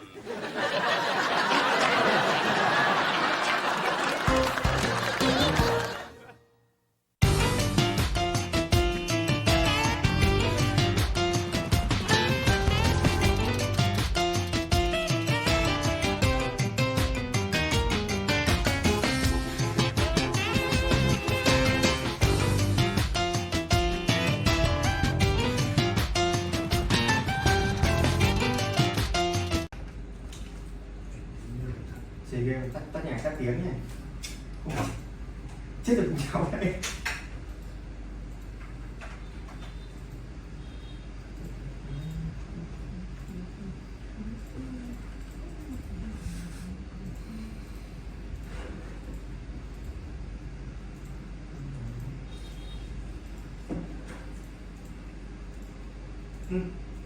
Trung Quốc ăn. Chuyện quả TikTok. Ngay ở con đắt mát. Tắt giúp tôi với. Đi chết thằng này. Ông tắt giúp tôi với. Mày làm cho lát xong.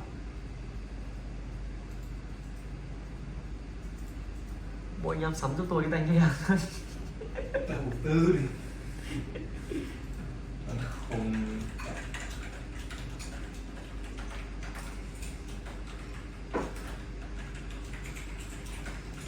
Giờ mấy tôi còn bị chiều ấy ngồi chơi xong kiểu trong game đúng không?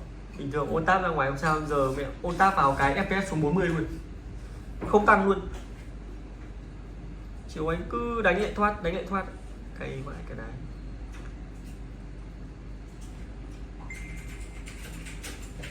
Tối qua của thế bạn hôm nay 2024 rồi mà nghe mới không vợ già đâu, 27, 28, 30 tuổi rồi vẫn dính cái quả lừa bấm vào link để tham gia đánh giải. Vía đây Mới đi link đấy, buồn cười. Vía đấy ông ạ. Tôi bắt được anh Hùng tôi chắc chít mấy em nào được ạ? Alo. Hello. Giữ sao? Anh nói chuyện với ai? Ai?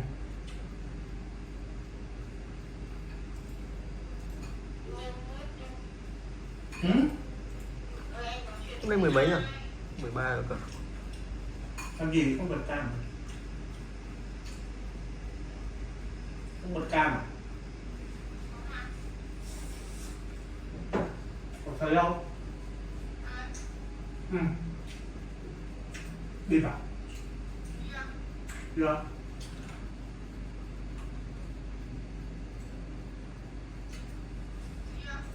Đi ra.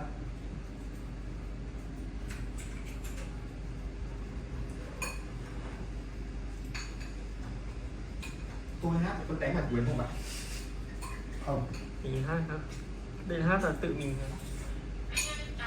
Nhưng mà hát nhạc không lời nhá. Hát không nhạc, hát chay thôi. Tôi đệ tí piano thôi mà. Không.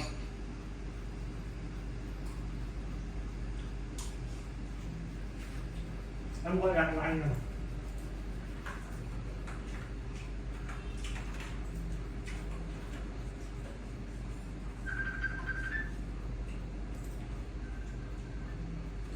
Ủa, bây giờ mới 28 phút à? Đúng nhỉ?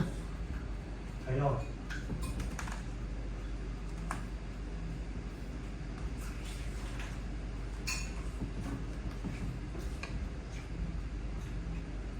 Làm gì à?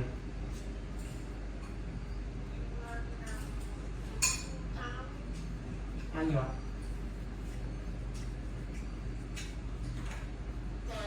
Cho ăn món gì ạ? Bà cho ăn món gì?